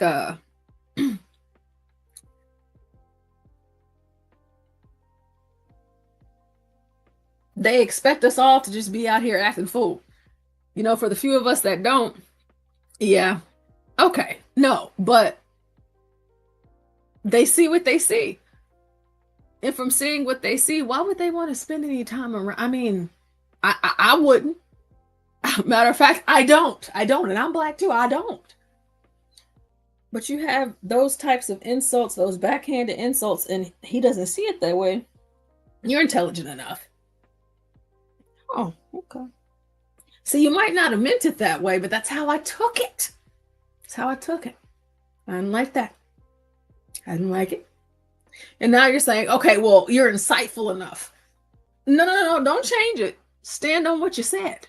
You said it, stand on it. And just keep going.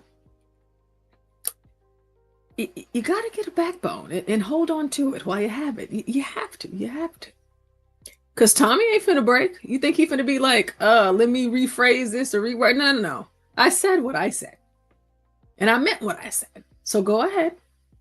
Argument, but I'm sorry, but See? push back on the argument just to put it on the table. I didn't do that, but I did it. No, but I'm telling you what the person, that's why he was putting up them 100s. That's their argument. no, I get that. That doesn't mean So I'm unintelligent. That actually means I would be very intelligent to where I can tell you what road or group you're going to have to fight. That's you're what I'm gonna saying. have to I run know. into this. No, I get it. No, it's. And I like the argument. I like the discussion. So that's But- all I'm telling you. This is what they're arguing because I argue against them all day. No, I know. I'm fighting them. So I fought that fight enough. It's like I when get that. Rocky had got to the point where he went to who? Apollo Creed. Apollo Creed says, I know this kind of guy. I'll train you to fight that kind of guy because the way you're fighting, you won't be able to. So I'm your Apollo Creed, bro. I'm trying to tell you the fight you're going to have to fight. Right, and our fight is with the white liberal number one, and our number two enemy. Well, number one, first off, is the. I agree it's with not you. the That white Jew. liberal ain't shit. But listen, it's the white liberal has been the most poisonous thing on this planet. But the besides what. Don't take it from me. Okay. Told you guys I'm consistent. I've been saying this ever since you guys have heard me on the panels over the last couple of years. All right? Don't take it from me. This is a white man saying this. The white liberal is the worst kind of poison on earth, not just here, but on earth. And then you have, you know, the white liberal women and men.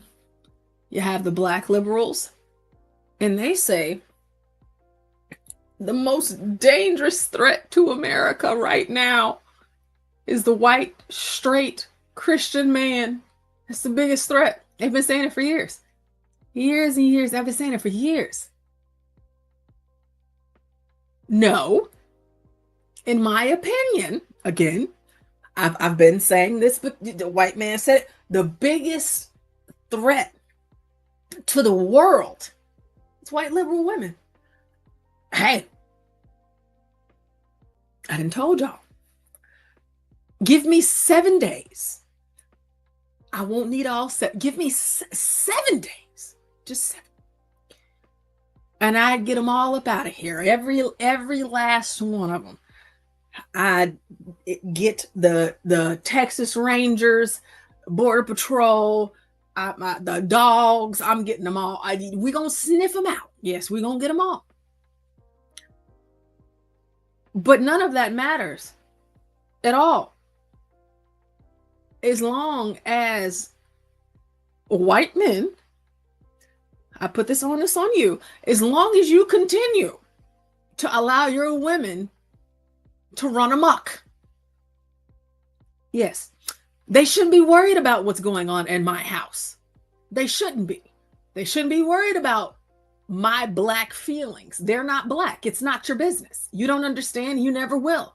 I don't care how many times you call me an ally. We are not the same. And I suppose that, Portia, you sound like a Democrat. No. No. Let's not do that. I understand that. We're not the same. Doesn't matter how I vote. I know that. If I don't know nothing else, I know that. Which is why tomorrow we're going to be spending time trying to remind you Negroes out there that have forgotten that you were black. When white folks had to remind you, but I felt like maybe it'll just be a little shaving it off a little bit if a black person tells you, hey, you thought, yeah, but you're still black. Okay, so let's dial it back. You're still black. At the end of the day, you're still black. And funny enough, hearing it from a conservative voting Republican black woman. No, you're still black. You're running around here acting like you're not, like some privilege has been bestowed upon you, thinking that you earned it, you deserved it. No, they just gave it to you because they want you to shut the hell up so they can move on to other things. There's a reason why they're fighting so hard, tooth and nail, even their black colleagues, to stop these illegals from going back where they came from. You thought you were useful. Yes. Shame on you for believing that you were. You're not. You're not. Yeah, you're not. So we're gonna go into that really, really deep tomorrow. You're just not. So take this pre-warning. Listen, you're not. Mm-hmm. And then you have to think to what value do you add to the nation? Not just where you are. So I tell people, hey, listen, everything that I do it for my family, my children up in heaven, up until they come on down. All right. My family that lives nearby, I do it for the things that I can touch and the people I can touch. I'm not trying to change the world. I'm not even trying to change the country. I'm just doing what I can, where I can, when I can, and how I can. That's why I do what I do. Listen, you're on your own. Okay. I will give you the tools. Really good tomorrow. I will. Don't worry, I will. But a lot of these black Democrats, they would be far better off.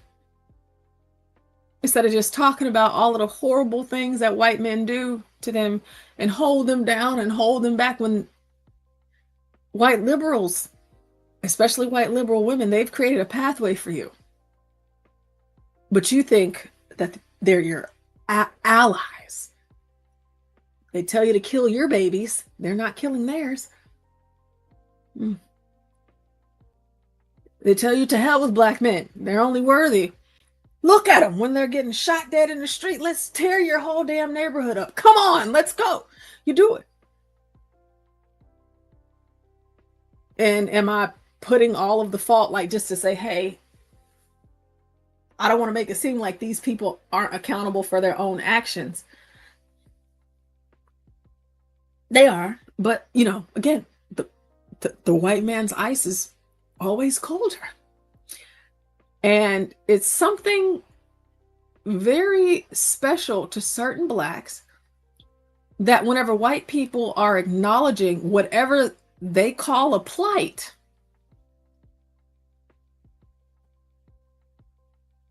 they just run rampant. They have no self-control. I mean, it's all out of the door. Oh, a white person finally recognized me. Oh my God. It's ridiculous. They should let me into their schools. They should. I need to be the CEO. I need this. I need all of this stuff. Listen, whatever they give to you, they just want you to shut up. But whenever you have every single opportunity to be the very opposite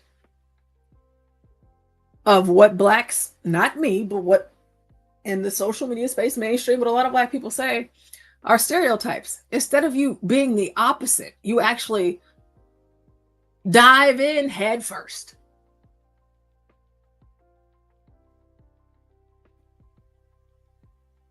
You didn't think that's what they wanted you to do? Crash out, act a fool, spend all of the money, break into all of the stores, be a menace to society everywhere you go? They're not doing it, but you are. There has to be a disconnect there. And I'm getting to a point to where I'm not going to keep on believing that these blacks that get involved in this type of stuff, they don't realize how detrimental it is. That is not an excuse that I can continue to make. They just like being ain't shit people. And that's okay. Every other group, every other community accepts that. Yeah, you know, Jeffrey Dahmer, hey, Ted Bundy, hey, Gacy, you know, we got to get him up out of there. Yeah. Epstein, oh yeah, he has to go. Yeah. Mm-hmm. Yeah, we ain't got nothing to do with that. That's an individual issue. It's not a white issue. For blacks, you know, any issue that involves a Negro, it's our issue. And how do you get to a place to where you can get that dirty stain off your existence? You can't. You can't.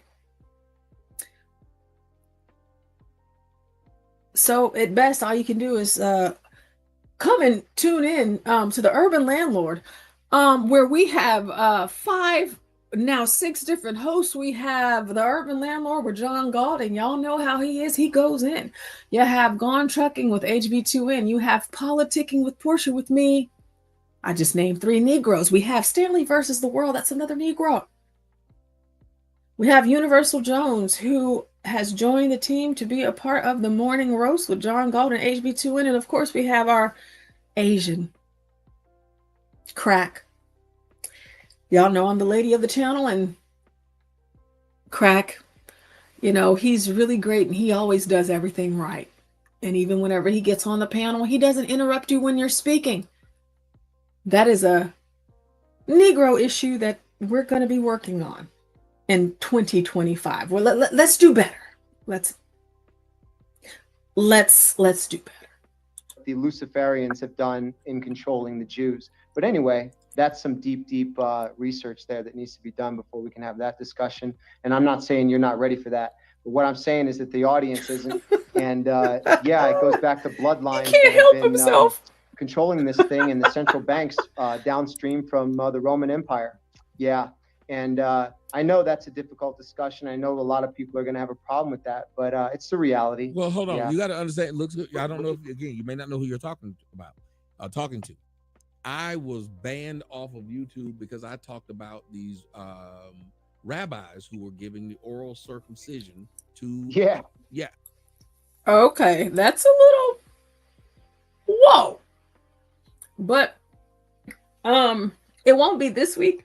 Starting next week, I am going to be like starting politicking on YouTube for like an hour and some change, and then we're going to go over to Rumble, because on Rumble you can say whatever the hell you want. Whatever you want. This is true. I see that we have someone named D Cheese in the chat. Never seen you before, but hello, D Cheese. That's a very spicy name you have, but you know, hey, I love Tommy too. Yeah. We have Stanley Cross, the one and only. Stanley versus the world. And none of you can do it. But you can try. And we encourage you. As much as you think you know, and whether you're right, even if he's wrong, you're still wrong. Every single time. It's Stanley versus the world. Trust me. You'll never win. You'll never win with Stanley. Shout out to Stanley. I love Stanley. We have Fish. Hey, Fish. Good evening. I'm all ready to subscribe to Rumble. Let's go. Absolutely. Because,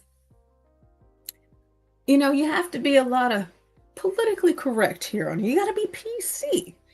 But on Rumble, you can actually, I don't have to spend all of this time cutting out videos and throwing in watermarks and doing all of this. I can actually just cover things. And then I can say things that I say normally, but just not on YouTube. So we'll be getting into that next week on Politicking with Portia. It'll just be straight up. It's going to be what it is. And it's going to be great. It's going to be wonderful. Shout out to all you guys in the building. I was banned for that. I also am the guy who did the viral video. You can go look it up. Fuck you and your rabbi. Yeah, well, let me knight you. Because well done. So I'm also the guy who the first one to play Europa Live all 10 hours. Oh, there it is. But listen, it's not. We know it's not all the Jews, right? That's not what we're saying. I know. But what I'm trying to tell you right. is, but these people who, when you say there's a unity, like me and Pepe and the rest of them are saying, you're actually selling something that's not true to a group of people who are going to look at you, and that's why they get over on you. The one who sounded like the liberal was you, because that's how blacks have been getting over on y'all, because y'all are constantly telling them, we're all friends. We're all friends. Mm-hmm. And they start realizing, oh, you're giving ground. Let's see how much more you'll give. Oh, I hear that. I see that. But that's a leftist position. Yeah, and see, for me, you know, we're friends in Christ. In Christ, yes. I do not see anything wrong with white people wanting to keep their bloodline pure, and they don't want to procreate with anything that's not white. I believe that for white folks, black folks, Hispanic, whatever it is you are, I don't see anything wrong with that. But sometimes, in this example from Tommy, you think you're doing something, but you're not doing a whole lot, because all you're doing is sounding like everything that I am not. And I can't get down with that. Yeah, I'll get up here and there's one thing, you know, talking about accountability. I don't see anything wrong with calling out the issues, because if I don't say it, who will? And not just me, but other blacks that do the same thing. I tell you what, I'd much rather I say it than hear someone that is not black say it. I'd rather you hear it from me. Okay? That's uncomfortable. Might not like it. I might have to sprinkle in my own, you know, my own spin to the things and kind of drudge it up it's a show. It's a show. You know, we're running a show here. So yeah, I might, but at the end of the day, whenever it's all said and done, I know that I will be having black children with a black man. I know that all of the things that I will teach my children, and just honestly, all of the things that I do in my life already, I always want to see us better. I feel like every person of every group feels like that. You might not want to say it out loud, but and you know, you might want to say it out loud like Jasmine Crockett in her own way, but it's just like, no, I don't want to do it like you. I want to be an example in a different way. Yeah. So like I grew up in white schools, but like I teach at a black one. And I always said growing up that the one thing that would have made a difference whenever I was really going through stuff, you know, in high school, teenagers, of course I didn't understand then, but I understand now as a teacher. And it's just like, Jesus Christ, this is who I was to my parents? Oh my God. This is terrible, right? But even going through all of that, I was like, man, it would have made so much of a difference if I had a black teacher, just for certain things. I mean, because the only 2 black kids in the whole school were myself and my brother, you know. So somebody said, well, Portia, why won't you go back and be that one thing you said that you always wished that you had? And I could. I very well could. But I've opted out of doing so because I know it's not a lot of us. And yes, I can, you know, and I actually do, you know, I tutor a lot of kids and things like that. But for me, it's something for the kids where I'm at. Yes, they act a fool a lot of times, but they have a black math teacher, and that means something. And I feel like, you know, that's something that they need to see. I could go to any other school district, any other charter, anything. It's just, hey, even with my businesses, I've told you guys this before, like, hey, a whole lot of things I could do different, but I chose my locations on purpose because I want them to see something. I want them to see something. But everybody, you know, and I understand, like John, he's a whole lot further than I'm not living around you. I am not. That is one thing that I won't do. Is it because like I have some sort of ill towards you? No, I actually never grew up around you in the first place. So it's not like, you know, I was never there. So I don't have, you know, but I'm just not comfortable because that's not how I was raised. But it's important for kids to see people that look like them that aren't just the stereotype. I'm no Meg Thee Stallion. Okay. I'm no city girls. I told you guys the other night about Miami. Shout out to humble presidents. I'm still waiting on my email, sir. I'm still waiting on it. They got act up. You can get slapped up street. You know, in Miami, they really kind of lost their marbles. I don't want to be that. I want to be the opposite. And so I do what I do. And I don't compare myself to what white people are doing. Because I mean, a lot of us do that. You know, we get all bent out of shape whenever white people reject us, our ideologies, and whatever else it is that they're doing or saying, why they are that way. I have no clue. I just can't give them that kind of power, you know, because I don't have it. Not over me. Might be over you, not me. No, not me. I don't need it, you know. Oh, they don't let us into their schools. Oh, they gentrifying the place. It's whitewashed. Listen, you be so much more grateful for yourself to let those whites just move on. And you move on. And you just keep on living life. I tell you, where I'm at and where I've grew up and where I've lived, I can remember the whole BLM, the George Floyd times. And if you go online, you're just like, oh my God, what in the world is going on? Oh my God, it's crazy. It's madness. You see the different white liberals, especially white liberal women. Again, white men work on reeling your women back in. It's not my problem. It's not my fight. It's yours. Go ahead and do that. But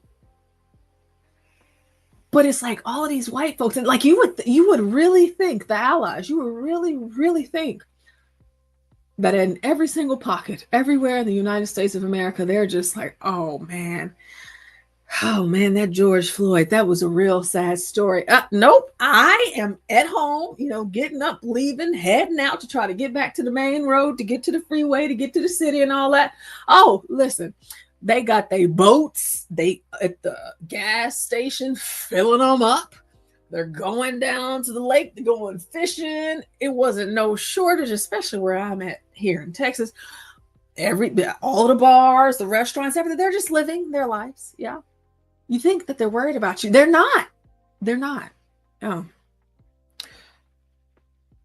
for whatever reason, you have this false sense that you are more of an issue or a problem or a talking point for them to where it impacts their every day to day.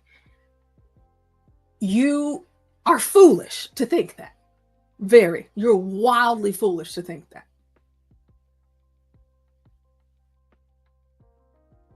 Very, very foolish. And you know how it goes.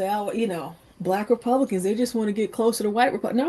No, I mean, it ain't got nothing to do with that. No.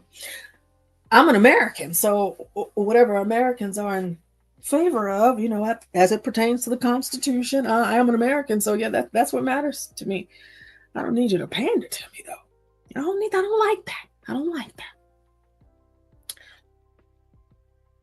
You're not that special. Yeah. You're not.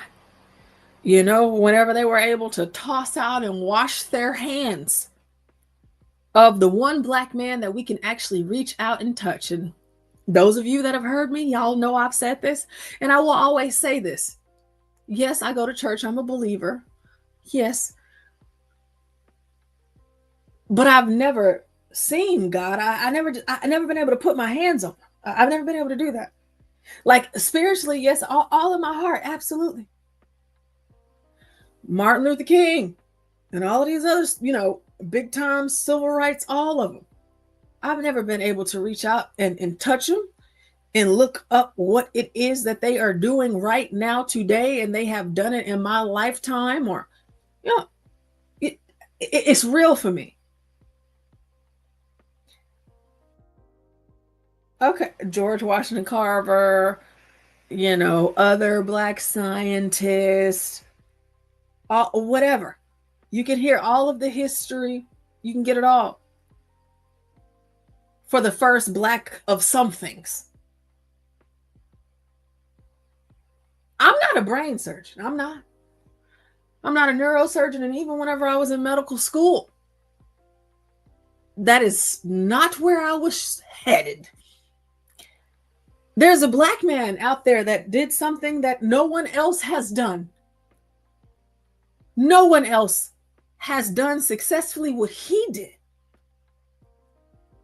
He separated conjoined twins from the brain, and they survived.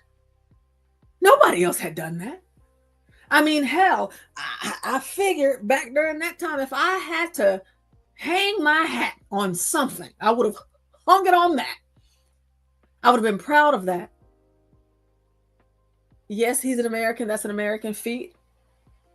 Yes, he's a doctor. He's a surgeon. He's a neurosurgeon. That's a neurosurgeon doctor feat. But hey, for me, a black man did that. That's a black feat for me. Oh, but no, we're not going to put him in jet. The Negro. We're not going to do that. We're just going to, matter of fact, I know there's a movie called Gifted Hand. Shout out to Cuba Gooding Jr. I know there's a movie. You can still watch that if you want. But the schools that were named after him, let's just take his name off of that. You erase your own black history. And even when your history is black, you say that it is not. You ain't got nobody else to blame for that but you. Nobody. Oh, well, he don't count because he's a Republican, so he really not black anyway. He's a sellout coon, Uncle Tom. This is how they got y'all thinking. That's crazy. It's insane. It's absolutely insane to me. Jasmine Crockett running around out here hooting and hollering, talking about Byron Donald's wife is white. Jasmine, you're not a wife, first of all. So, wait until you become one. So calm down. See, you didn't mention all of the other Negroes that are married to white people. Kamala, Katanja. You don't say anything about that. But Ben Carson, his wife was black. She is black. They have black children. Y'all snow bunnies. I mean, of course, that's why he said it. Of course, whatever it was that she was saying. And it's just like, girl, stop. Just stop. Let it go.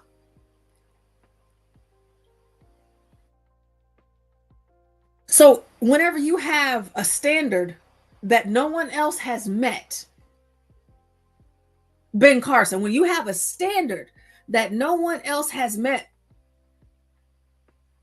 but him, and he's the blueprint that everyone else has followed, you have every single opportunity to own that and claim that as your form of Black history, but you've dismissed him. So if you we want to pour out our alcohol, we want to go on these, week-long, day-long, celebrations of these rappers that rap about killing their people, and then they got killed. Meg the Stallion twerking and popping her coochie all over the stage and just being half naked and carrying on and acting a fool like Jasmine Crockett. You can't just tone it down a bit. All these things that you put up there, and you want me to be invested. I can't do it. White people can't devalue you. They don't care enough to do that. They don't care.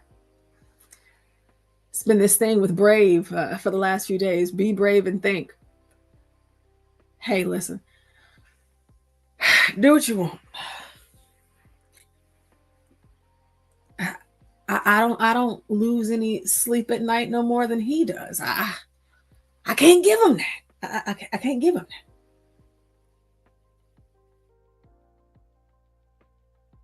But while the white man is the greatest threat, you still want his attention. I think there's something wrong with that. I do. Yeah, that's what I'm saying. It is the idea of giving ground. When a person from the right says, because I like when them real racists say, we don't need you to fight the Jews.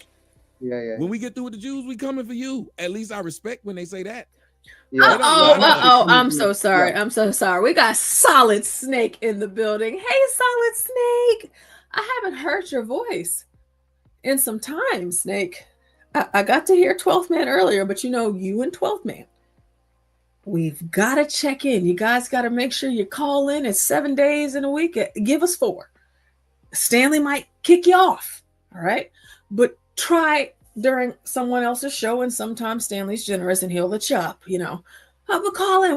We have to make sure that y'all are okay, because you and 12th Man, y'all be doing a whole lot. Okay. Be careful. It's good to see you, Snake. Good to see you. But I'm actually coming from a genuine place. I'm not trying to, make a maneuver and trying to be nice. Hey, Black Manta. But a smart Black person. Hey, Dinner. I'm just trying to tell you, a smart Black person would be just like a woman who's been abused and the police outside. Let her man go fight the police himself. I'm gonna let you fight the police. Therefore, if you beat the police, I'll go back to being subservient because I know you whoop ass. But if the police beat you, I'm gonna go tell the police you was abusive and come kick you. Yeah. So Black folks need to, in an honest position, to say, if whites really have a problem with the Jews, we got to let y'all fight them. Y'all got way more stuff than we have. Blacks, we don't own any damn thing. What do we run in the United States? The best you could give us was we were really good athletes and sing. But we don't own none of that. We don't own now. We don't own a team. We don't own distribution. We own none of that stuff that you say we get paid off of. We don't own it. Tommy, you're loaded, and Grok is telling me it's your wealth is 3 to 4. Grok cut you off. Grok cut you off. He's trying to get my child support raised. Thank you, Grok. Grok shut it right on up. Good looking, Grok. Right on time. Won't he do it all the time? Won't he will. Mm-hmm. Won't he do it? Won't he will. Won't he will. Mm-hmm. Won't he do it? The disingenuous part is he's trying to act like if Jews did not exist, that white people like him or just like white Christian. I want to pause for a second whenever, Tommy, he's saying, hey,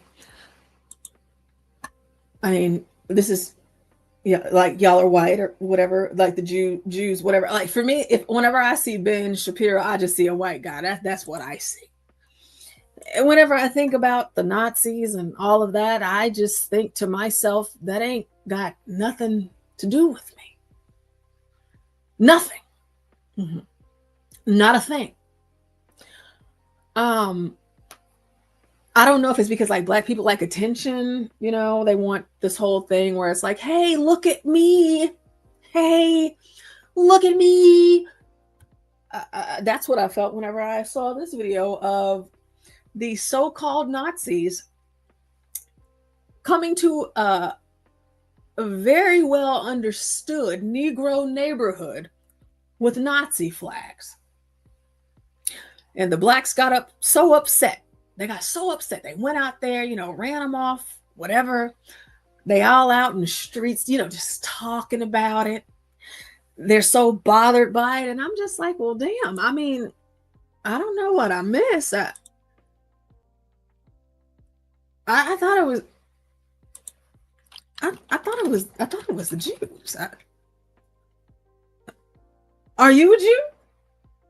Oh, well, Hitler, he got some Black people. I mean, but to be fair, okay, I know people say the numbers are cooked. To be fair, was it more of you in Europe than it was the Jew?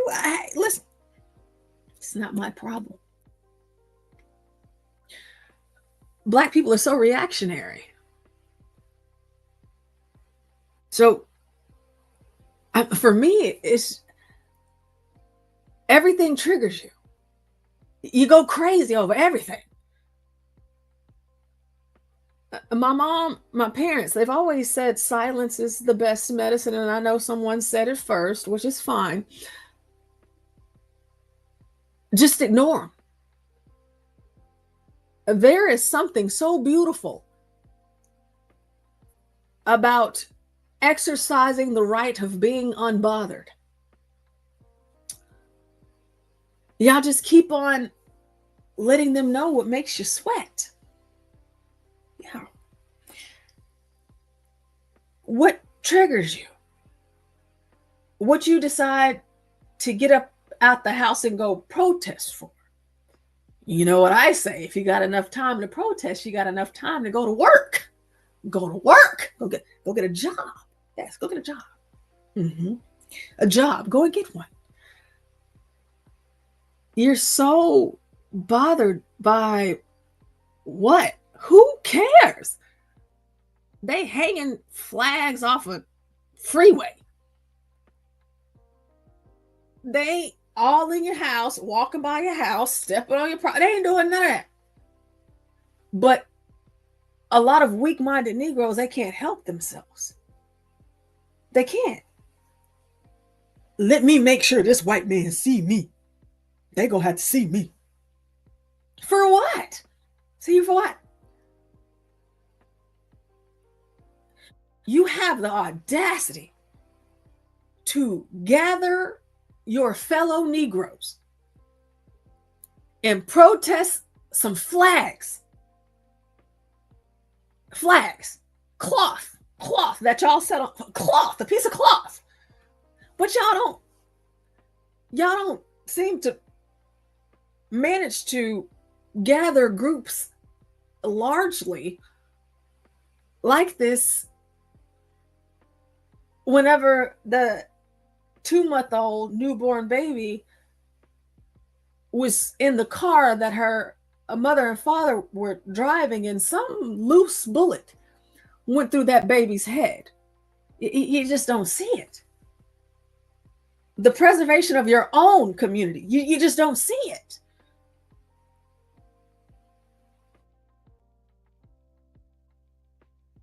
There's a reason why white people don't really care. They just want you to shut up.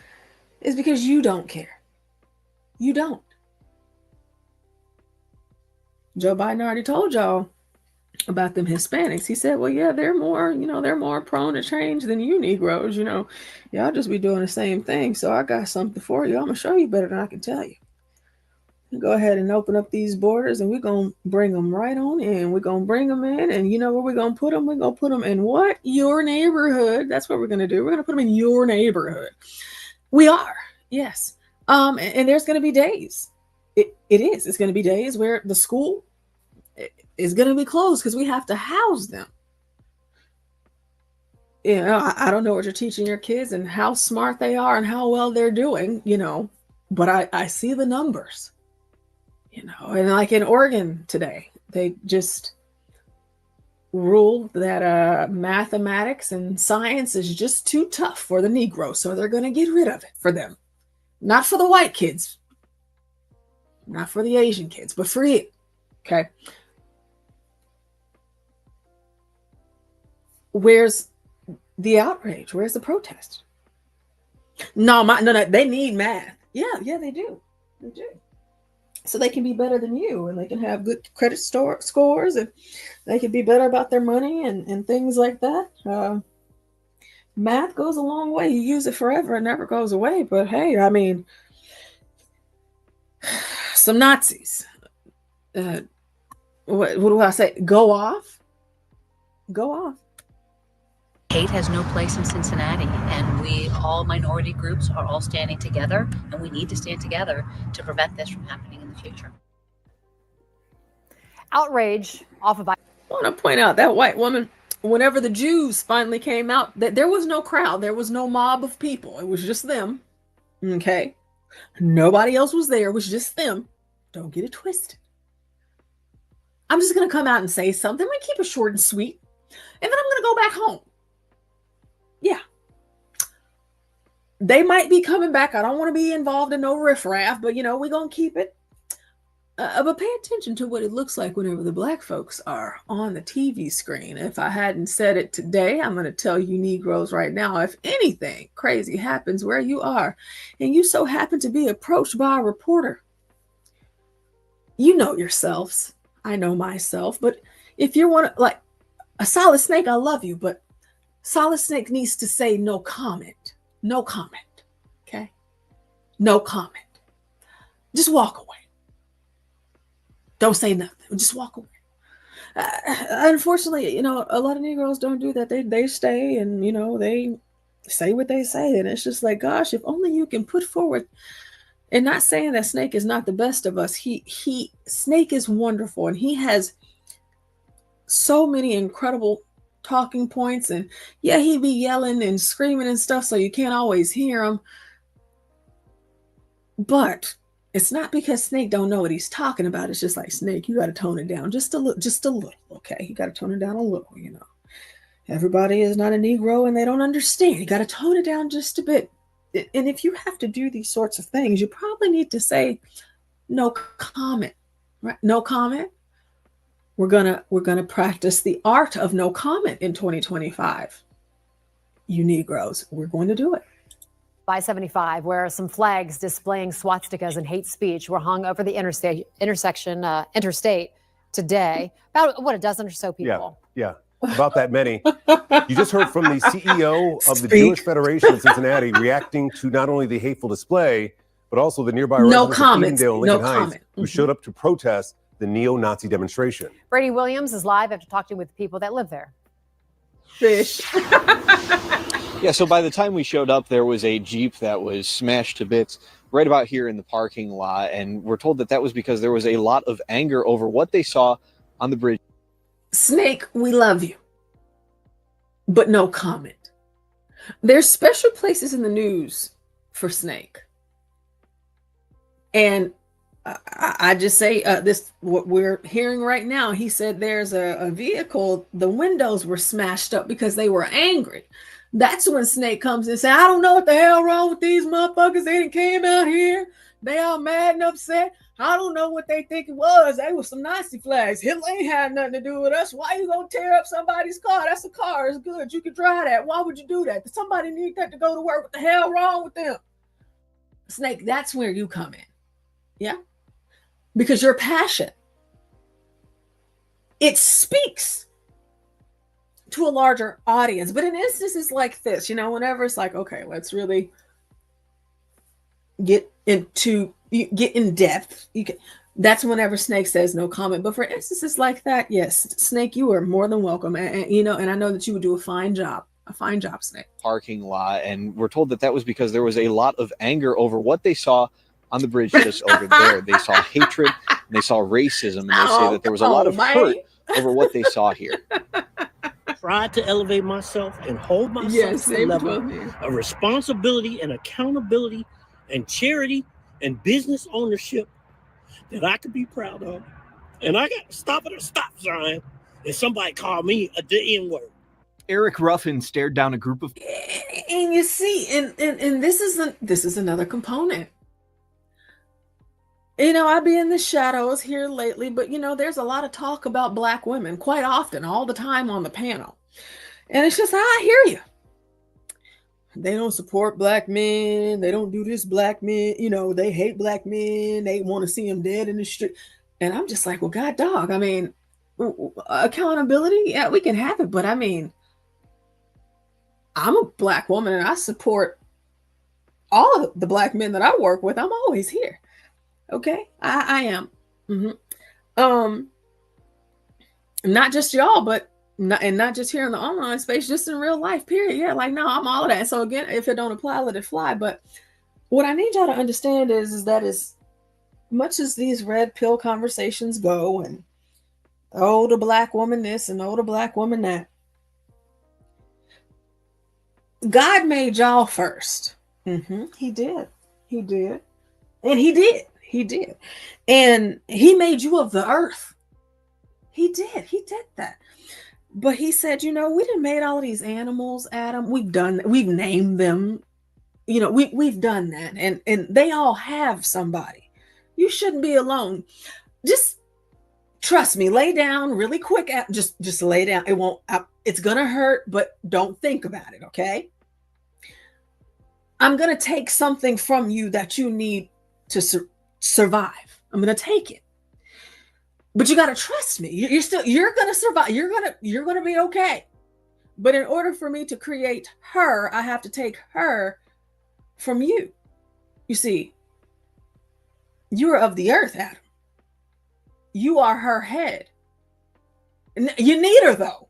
Remember, what I'm taking out of you to survive, I am creating it in her form, because man was not meant to be alone. So I have to do this. This is what has to happen. It has to happen. It does. So not only are you man, I'm calling her woman. So even in who she is, the way that we describe her, she's still of you, Adam. She is you. She's you. She's you. So no matter whatever it is that you're doing and how things go, you just know that you were made first. You are the head. You lead this. Fast forward to 2025 and this guy. I don't know what Black woman you think wants to have a man like that read her. Lead her. Anything. The answer is no. It's no. My gaydar is very sensitive. It's very sensitive. I would lie to make myself sound better, to tell you guys that I've been working on it. I haven't been. I haven't. I can't help it. Anytime I see this sort of behavior from a man, especially a Black one, it's just like, I can't do it. I can't. I can't do it. You're crying. You're being featured on the news that anybody that has access to can see. You pull up at a stop sign and a white person calls you a name and you're crying. I shouldn't have to deal with this. You see, you Negroes, you just keep on talking about how racist the country is, this, that, and the third. So again, which one is it? Pick one. I shouldn't have to deal with it. But you already said, just like, 2 hours ago, like 30 minutes ago, you just said that white people are racist. They hate blacks. They just want to do this and do that to blacks. And then when they actually do it, I shouldn't have to deal with this. Hey, listen, I can't help you. I can't. God can't even help you. Weakness. Yes, no. I can't do it. I need masculine vibes and energy at all times. I cannot have my gaydar going. I can't. There's too much of that. And we're going to watch it again. There's too much of that, though. No, nobody wants to see that. You're crashing out and you're crying because a white person says something you didn't like. Please. Yes, please. For me. My significant other, my mother, my father, my sister, my brother, my other set of parents. Y'all know I got my conservative parents. You know, all of them. Ain't no way. We ain't going for it. What you crying for? What you crying for? What's wrong with you? What's wrong with you? What you crying for? Do you cry whenever you? I don't. I'm sure there's many people that still listen to the radio, but like for me, Apple Music, shout out to all my iPhone users in the chat. You know, you are the chosen vessels, and I'm so glad to be a part of this loving community. Apple Music. Do you cry whenever you turn on one of your jigaboo songs? And it's N-word this and N-word that. Do you cry then too? Of course not. Why would you? Because the only time it hurts is when the white man is using the word that he created to define you. It's his words. You're always talking about we got to hold on to slavery and all of that. Well, you're using their words, their names. I'm not. I mean, you are, but oh, we had to take it back and we had to reclaim it and give it its power. Okay, I mean, if that's what you're saying, all right. But whenever you guys see this, we know we have a majority male audience out here, and shout out to all of you. Listen, I'm not following that. Van Jones and the white woman that he's with and the one that he was with before, yeah, they're gonna go for that. Yeah. Mm-hmm. Yeah. Not me. All right. You're up on national TV talking about I can go to bed at night and I can sleep so well knowing that my children don't have to grow up in America with this racist white man. Even though the president, Joe Biden, is still a white man, I can sleep better at night. When are you sleeping better at night? Van, cut it out. Cut it out. Stop it. That white woman you're with has a white man father. Cut it out. Okay? You trying to tell me all white men bad while telling me that this white man is better than that white man. That's not going to work for me. You're soft. You're soft. And I don't like it. Let's listen to this black man and try to figure what black woman, you know, as strong as y'all say we are, soul sisters, is putting up with this. It's disgusting. It's sick. He ought to be shamed. I'm shaming him right now. I hope you're watching this right now, sir. Go get some tissue. Okay? Cry at home. Don't cry on national TV. Over what they saw here. Tried to elevate myself and hold myself to a level of responsibility and accountability and charity and business. And maybe this isn't important. Okay? He's light-skinned. All right. You know, sometimes you light-skinned Negroes, we don't always have control over it. You know, it's not your fault you're light-skinned. Stop crying. Okay? Stop spending so much time in the mirror. You are not the woman in this relationship. It should not take you 2 hours on top of my 30 minutes to get ready. Stop crying. Shout out to all my light-skinned people in the building tonight. Shout out to y'all. This ownership that I could be proud of.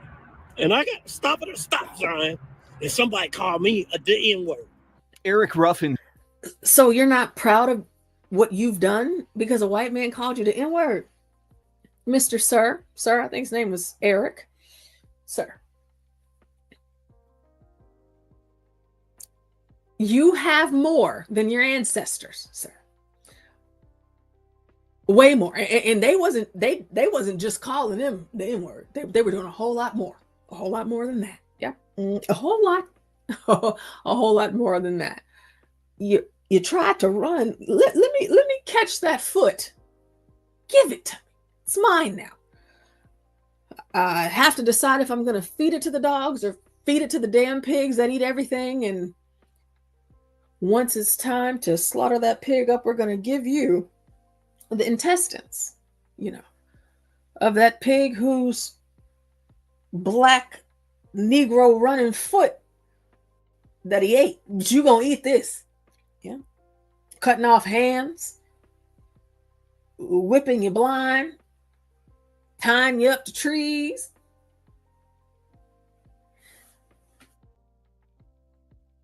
They couldn't even learn how to read, sir. You stopped at a stop sign and a white person called you the N-word, and that's the end all be all. You're not even proud of what you've built and what you've done. Phew. Man, I don't even know how you fix this problem. Unfortunately, I'm not the Negro that wants to. I just have to talk about it for the Negroes that are like me, that have seen the light. Don't be like that guy. If you're doing well, pat yourself on the back. You deserve that. I go to work every day. My head of command, they're white. They ain't cracked a whip out on me yet. It hasn't happened. As far as I know, I'm looking right now. I have both hands with 5 fingers on each and both feet with 5 fingers on each. And I don't have any lifelong welts on my back. And I know how to read. I even know how to do math. I'm really good at it. All you did was stop at a stop sign. You ungrateful Negroes. Y'all don't deserve nothing. You don't. So I said, give me 7 days. I don't even need that much. I'm putting you on the boat. You've got to go. You can't stay here. You can't. You've got to go. Go cry in Africa. Don't cry over here. Okay? But that's just me. And stared down a group of people holding Nazi flags and guns just a few hundred feet from his business. Anyone who drove along I-75 near Evendale Friday afternoon saw the same thing. Officially letting you know there is racism in America. Residents of nearby Lincoln Heights soon arrived to protest the Nazi demonstration. This is something that we all need to take a stand for. We need them to know this is not the 1960s. This is 2025. We are not playing at this time around. Hey, listen. You listen to me, you Negroes. And I don't like it. This news organization, y'all putting these black men on the screen. I don't like seeing that. I love black men. I don't like seeing them weak. Because you're not. You're not. This ain't the 1960s. We ain't going for it this time. Shut the hell up. All right? If you wasn't going for it, you wouldn't even be there. You wouldn't even be there. None of that would even faze you. You got a wife, you got kids, you got a family, you got a job, you got bills to pay. You've got life to live. This ain't the 1960s. I ain't going for that. Listen, if they came back today tomorrow and said, hey, it's time for your ass to go. We ain't gonna send you back. We're gonna keep you here. We're gonna concentrate you in your own communities, and you can't leave. Well, I got rights. No, you don't. I just took them. I did. The same people that are responsible for making sure Negroes had rights, yeah, they just took them. Now shut the hell up and go run and do what the hell I tell you to say. Easy. This is cake. You wouldn't do shit. Why would you? You're not doing anything now. You think you're doing something, but you're doing nothing. What did this protest do? Did it raise the test scores at schools? Did it decrease the incredible rate of single mothers? I mean, what did it do? Did it bring the Black family back together? Did it change the way that Black men and Black women have conversations with each other? Because, I mean, gosh, our relationships are so far apart. Are we stronger together? Are we better together? Did that happen? Because you protested against some white men that don't give a damn about you. You see, white folks, they create these traps for you to fall in. And you fall in them every single time.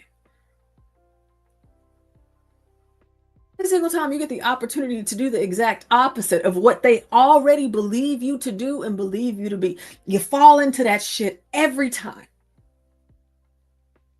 And for the life of me, if it's Ray Charles or Stevie Wonder, listen, I don't know what type of sunglasses y'all got on that's blocking all your sight and it's making you blind. I don't know why you can't see it.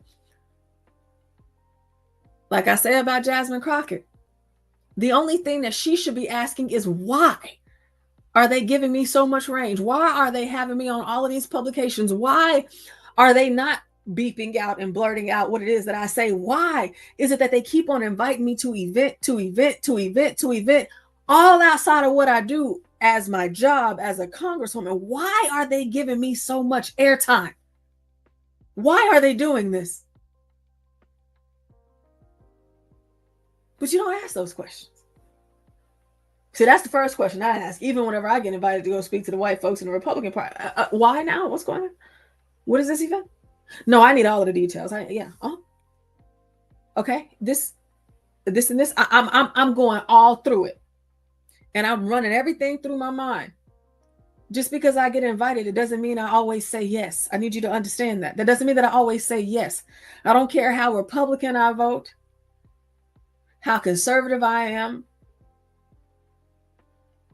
I got to stay on my P's and Q's with the white folks because not all, Jesse Lee Peterson, not all, but most.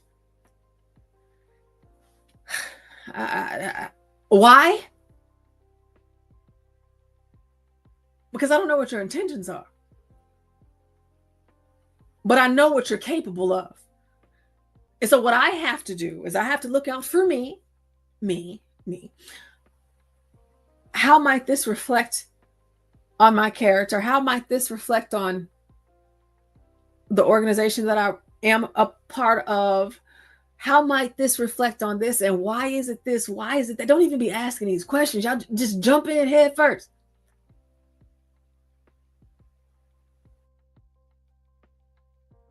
Have you not had enough? I mean, shit, they martyred George Floyd. He got a statue. He had like 5,000 funerals, gold caskets, all of it. Is that your representation? I mean, every single time, and they even come out, even whenever it comes to law enforcement. Y'all keep on saying that the cops are shooting black men dead in the street, right? But your black politicians, your elected officials, they tell you to push back. Why? Why would they tell you that? Why would you sit here and get on TV and talk about how afraid you are of white people? Oh, well, he gonna shoot me in the back. He gonna do. I mean, are you provoking them or what? You've made it clear that this is their mission. Do you want to die? That's why I say that these Negroes be committing suicide. And I won't ever not say that. They want to die. You want to. Because any type of Negro right now, after all of this BLM, police brutality, all of that, you would think that the Negroes will be on their very best behavior with law enforcement, with any type of authority. No, they're not. They're worse. In schools, the cops, at their job, they're worse. I mean, ask Joy Reid. Hey, you had your time, Joy. It's time for us to get your black ass up out of here. You've been saying we've let you go. We've let you go off. Let me remind you of who you are and who I am. Let me go ahead and get your ass up out of here. Go to YouTube and figure it out. You're done.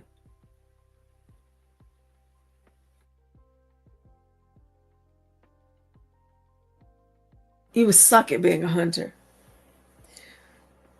Get out there, go bird hunting, deer hunting, even hog hunting. There's a method whenever you hunt. You know, you gotta make sure you're looking up, down, left, right. Of course, have your vest on, depending where you are and how much, you know, good old free space that you have to go hunt. You got to be careful whenever you are walking, because you might step on a stick and it might crack, and the noise of that stick might startle the animal and cause them to run off whenever they were directly in your shot. You got to pay attention.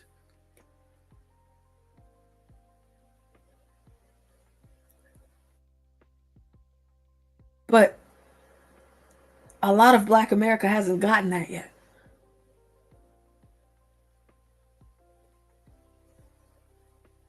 Don't even realize if they say jump,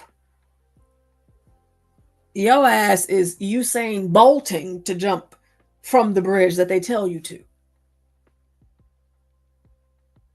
But then I'm Black, right? And so I don't need white people to tell me how strong I am, how brilliant I am, how capable I am, what I can and cannot withstand. I don't need that, because I already am. I know who I am. I know what I am. I don't need your help. Like I don't need your help. I don't. But Blacks on the opposite aisle of me, they do this thing where they just brag all damn day long about how strong they are, how they this, how they, you know, we kings, we queens, and you know, this, that, Black girl magic and Black power. Listen, I don't know about you. This is just me. This is Portia. This is just my opinion. I don't know about you. Strength doesn't have to say so out loud. Strength doesn't have to shout down white people and tell them how much better my Blackness is, because the fact of me, not me, but my ancestors being oppressed. Strength doesn't say that, not to me. You look crazy to me. It's like, what are they trying to prove to these white people? Do they want these white people to like give them a cookie, pat them on the back? Like, do you want them to run to Home Depot real quick and get you some rope? You want some symbolism? What are you doing? You want them to make you some chitlins, or you want them like to create like some sort of mock cotton picking simulation, or drive you up on the Mississippi so you can do it in real life and they're watching you? What do you want? What do you want? You have everything. You have every opportunity that they have. What do you want? What do you want that you have not gotten already?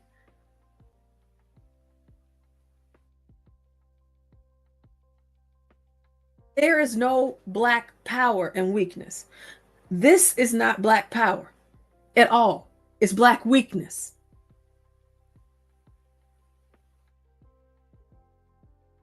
But shout out to all y'all that's not weak, you know, because that's not how we get down. We better than that. You know what I'm saying? We better than that. Shout out to the chat.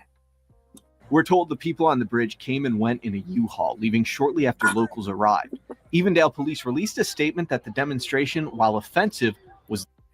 Uh-oh, we got Bob in the building. I just saw, I wasn't looking at the chat. We got Bob in the building. Hi, Bob. Love you, Bob.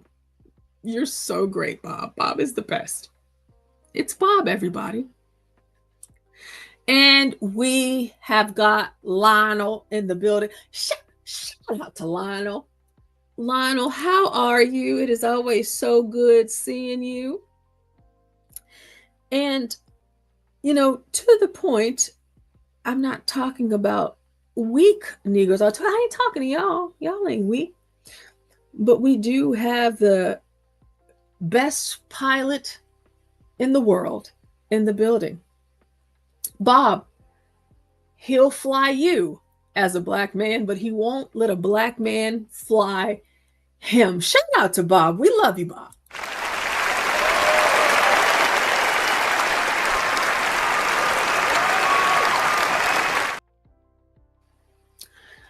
Yes, Bob.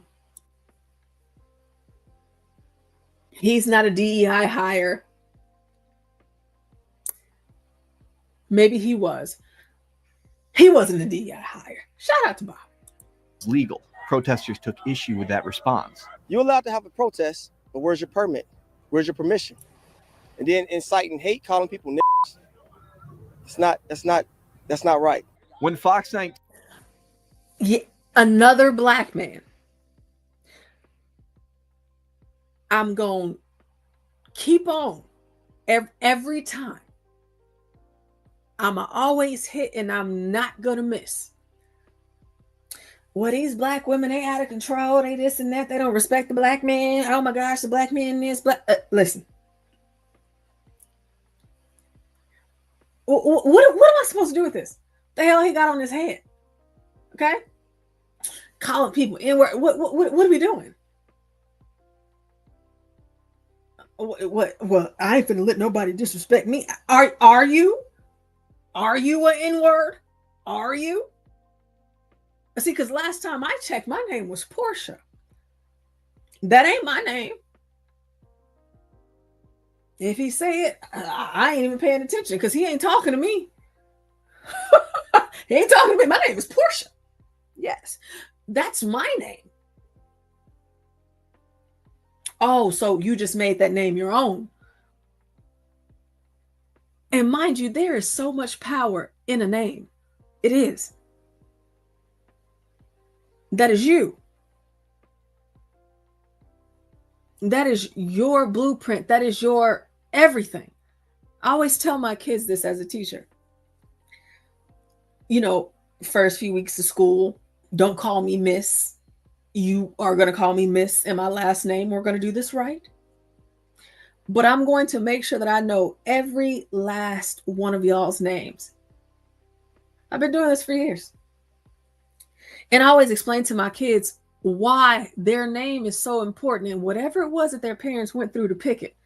Stanley was talking about this a couple of days ago. I know it was recent, but he was talking about the time that it took, you know, basically all of about the 9 months just to settle on the name for their son.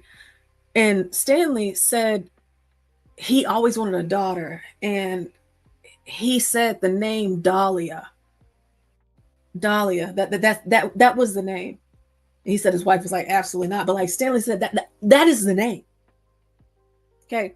The time, the effort, the thought spent into naming another human being. I don't care what name these kids call you while you're at school, you're in middle school and high school, they're going to call you some names. But the only name that matters is the name that you answer to. It ain't no amount of names that they can call you that will ever have the power to remove the reality of the name your parents gave you. You are Dahlia. You are Portia. You are not an N-word. You are not a B word. You're not any of these. You're not any of that. I speak when spoken to, when I'm addressed. If you're not addressing me by Portia, it ain't nothing for us to talk about. Do you understand? Nothing. You can go try that with somebody else, but you ain't doing that with me because I'm not even giving you the opportunity. So I tell my kids, hey, listen, some of y'all got some names. My name's Portia. I understand I got a name too, but you see, since I was born, like, you know, you've gotten a bit more creative. So if I ever pronounce your name wrong, correct me. And I'll even ask you. And I'll do my best. I might, you know, fall off a little bit here and there, but always correct me if I don't even say your name right. Because I need to address you as you. I need you to understand the power of your name. That's important to me. I make it important for my kids. Even more so important for me because my name is Portia. I grew up getting clowned. I told you I went to school with white kids. You know, it was oh, your parents named you after a car because they couldn't afford one. I just always knew when I turned 18 I was going to change my name because I hated it. I'm like, why do they keep calling me a car? I mean, I understand it, but like, what are we doing? But glory be, all praises to my parents that taught us about the importance of a name. You can't hold that over my head. But so far we've seen 3 black men do that. Oh, black women ate this and no. He wants me to take his last name. Do you hear me? He wants me to take his last name. But he answers to a name that a white man called him. Hey, listen, I can't take your last name. I can't take your name at all. Not in this house. Absolutely not. Nope, I ain't doing it. Arrived, this car had its windows smashed and its tires slashed. Protesters stated that they believed it belonged to one of the men with the Nazi flags. That's hate. That's what hate is. That's what hate gets you. Protesters say they were shocked and disgusted by what they saw on that overpass. And you see, that's what hate is. That's what hate gets you. I appreciate these Amish looking hats that they have on their heads. I would appreciate them even more if they were good old fashioned Texas cowboy hats. This is what hate gets you in Texas. It gets you locked up. Vandalism and destruction of property. Yes, that's what you get in Texas. This is what hate gets you. Let me justify me breaking laws, tearing up somebody else's stuff. You see, the white folks that come out and loot and all of that with you and spray paint and all of this, they helping you tear up your shit. They not giving you any inkling of where theirs might be because they don't want you to tear it up. This might belong to one of the guys with the Nazi flags. Did you not think for maybe 1 second, not that you know everything, that maybe that was like a black person's car that you just destroyed and tore up? You ain't paying to fix it. If your issue is with the white man, take it to him. The way that the white folks did on January 6th, if that's your issue. You know where it's at, hopefully. Go call the manager. That car ain't did nothing to y'all. Nothing. But it's just a testament of the lack of self-control that blacks like this have. They have none. Whatever is in their path, they're like a tornado, a hurricane, a tsunami. Whatever path they find themselves on, they're just going to destroy everything. It doesn't matter. So again, I say, all of this that we're seeing, I showed you the Jew lady at the beginning. It wasn't nobody around her. They didn't have all of this footage. They didn't have all of that. Told you guys to pay attention whenever they're talking to the black folks. Everything going on around them, everything going on behind them. And I see this image where I've paused the video at. There's plenty cops there.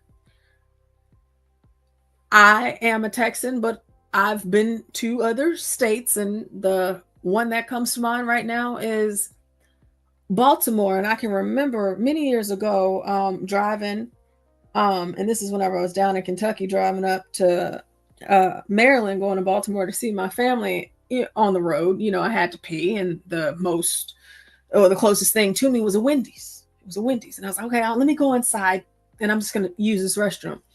I walk inside of the Wendy's. They have bulletproof glass. Bulletproof glass.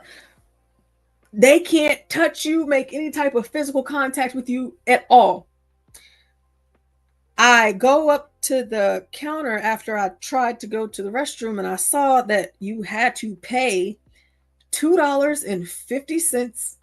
Okay, they had the quarter slots, but it won't work unless you go to the front counter to pay an additional $1 on top of the quarters that you had to stick in there. And they'd be glad that I was working where I was, so I always had change on me. I had to pay an additional $1 to get the key to stick it in the slot to be able to open up that door just to go pee. I might as well have peed on myself at that point, but I was younger then. There's no way I could hold it like I did during that experience, because it wasn't just like, oh, I gotta pee. It's just like, oh, what the hell? They got this. What I got bulletproof glass? What? And then I turn around and look back, and there's 2 cops in the back. It's just like, oh, yeah, let me just go ahead and pee and get up out of here. Why? It's a restaurant. Why they on lock and key like that? They had that Wendy's like Fort Knox. Ain't nobody getting in this. Why? I've also been in Baltimore before, and an untrained Negro like myself, they don't have nothing locked up where I'm at. They don't have police all over the place where I'm at. If I go to a pharmacy, if I go to Target, if I go to Walmart, everything is out. I ain't never seen nothing like that before. But even after Wendy's, I'm getting closer to my aunt and uncle's house. And I was like, let me stop at Walgreens really quick. I go inside the Walgreens. Whenever you walk through the door, the little electric door opens. It plays this sound, and it flashes this light on you. And I was like, did they just take a picture? Did it just take a picture of me? Because I didn't know. It was just very, very strange. I didn't know what was going on, but I just know that whenever that door opened, it was kind of weird the way that it opened. It was kind of like they had it open, to make you think you could just keep on walking, but it slowed you down enough. So by the time it opened all the way, they had those red lights. It flashes you, and you just going about your way. And I'm not even thinking at that time that it had anything to do with, oh, they're doing this for a reason. And so I'm going through, whatever it is that I'm getting, and every single thing in that damn Walgreens was behind some glass. Everything. It was then where I said, you know what, if I find myself in places where they got everything locked up, I don't need to go there. I don't need to go there. Same thing with the fact that all these cops is here. If it was peaceful and they weren't worried about nothing, you might have a few. You wouldn't have the whole damn force. They have to put extra things in place to keep you Negroes at bay. Because you're tearing up shit, like a car. A car. If I pull up to anywhere, any establishment, and I see cops outside posted up, one people, they might say, oh, it's good. At least, the cops are there. No. That's a danger for me. Not doing it. In the clips that we showed at the beginning with the Jews, they didn't have no cops in the shot. They got them in your shot. And I'm seeing all white men. They had to come out to patrol you and get onto you for tearing up some shit, but also to monitor you to make sure that you don't tear up no more shit than you didn't already tore up. Are you proud of this? Oh, they racially profiled me. No, they didn't. No, they didn't. Are you proud of that? Did this demonstration make less white cops show up to police you Negroes because you can't police yourselves? Is that what happened? Correct me if I'm wrong. I don't see it. I don't see it. So what is the point? Beyond them covering a couple news stories, talking about it, making you really think that they care about whatever it is that you care about for life to go on as it's been. You're not doing anything. You're not changing anything. You're not impacting anything. You're just making everything worse for yourselves. It's not up for me to try to tell you Negroes that don't believe in yourselves and you don't think that you're great and capable and all of these other things. If I say it, you know it don't sound good because I'm a coon. I'm cooning. Sounds better when the white folks say it. Because, of course, again, the white man's ice is colder. It's colder. It's colder. But their gathering was about standing together. This is unity. This is all you. Nobody's here to fight. Nobody's here to cause any trouble. Nobody's here to do any of that. But what we're not going to do is have hatred. This love, like this united. Like we united. Like oh, Jesus Christ, help me, Lord. We ain't come here to fight. We ain't doing none of that. This is love. This is is it? Did y'all go to work today? You called off? Is that what you did? You called off? So you can go to this stupid shit? Is that what you did? You called off. Okay. All right. And then you got your Pookie and Ray Ray's in Exhibit 6. Oh, yeah, no, this is love. Yeah, it's love. Yeah. Up until they turn around and go, you see, they vandalized the car, but you know, you got your Pookies and Ray Rays in Exhibit 6. They are about to rob your ass from your car as soon as these cameras leave. Oh, yeah, it's all love. Oh, yeah, love. Yeah, that's what we got. Which is good. It's cool. We chilling. Are you? You can only display love in the face of whites. You can only come together on one accord and agree with each other when a white person has something to do with it. That's the only time you can do this.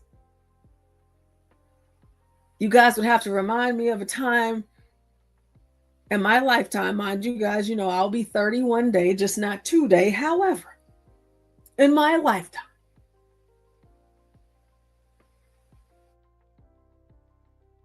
coming together whenever a white person doesn't have something to do with it. Oh, it's all love. You know, we out here together. This for the community. This for the people. This for us. This for the culture. Oh, okay. Because some white guys waving Nazi flags, y'all couldn't come out for the culture and march in the streets for education, family togetherness, nuclear households, black on black violence. Your black elected officials running the place amok. Shout out to Chicago.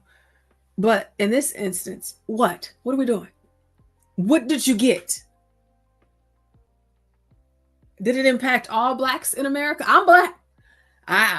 All I got from this was some content to share with you guys. So I guess I got something. But what did we get? I told you guys this whenever they come up to you with a camera and a microphone, you Negroes, shut the hell up. Stop. No comment. You already out there looking dumb as hell, weak, crying, moping. No comment. I don't have anything to say. Told you guys I could be in a white school. I could. But it is every bit of necessary for me to be in my school doing what I'm doing, because I don't want my kids doing this type of shit. Am I telling them this directly? No, of course not. But Lord, if an example arises. Yeah, no, see, we're not doing that. Yeah, no. But Miss Portia, no, let me explain to you why, okay? You don't owe anybody anything. You don't owe them nothing unless you do. Pay your bills. Put it on auto pay. You go to work, you get a paycheck. It's not your money. Not yet. Pay your bills first. Because you much rather have a roof over your head, a car to drive, food in your fridge, lights, water, and heat. Okay? Do that first. Gas, do that first. Don't be taking days off work to come and do shit like this. This is not, what are you guys talking about? A protest for what at the school? No, we're not doing that. It's 2025. These protests, especially what we're going to talk about tomorrow, it's kind of different whenever we do it, unless it's pity. BLM. No comment. You'll be better off for it later. Because you'll have Negroes like me reviewing this and saying, did you just see that they had these little ninjas? They got on poo shiesties and shit. They got on poo shiesties talking about, oh yeah, it's all love. No, dude, you look like you finna rob me, bro. Like, what are we doing? No comment. You ain't got to comment on everything, Negro.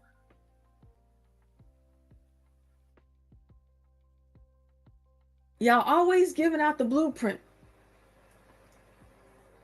If Steve Jobs gave out the blueprint to Apple, we wouldn't even know Steve Jobs. Stop putting all your shit out there.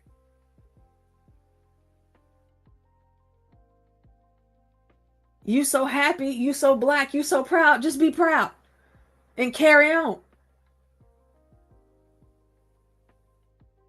I'm not the Negro that you really have to worry about with me covering this type of content. Like I said, y'all rather it be me. It's once the whites get a hold of it, now it's out of my hands. It's out of my hands.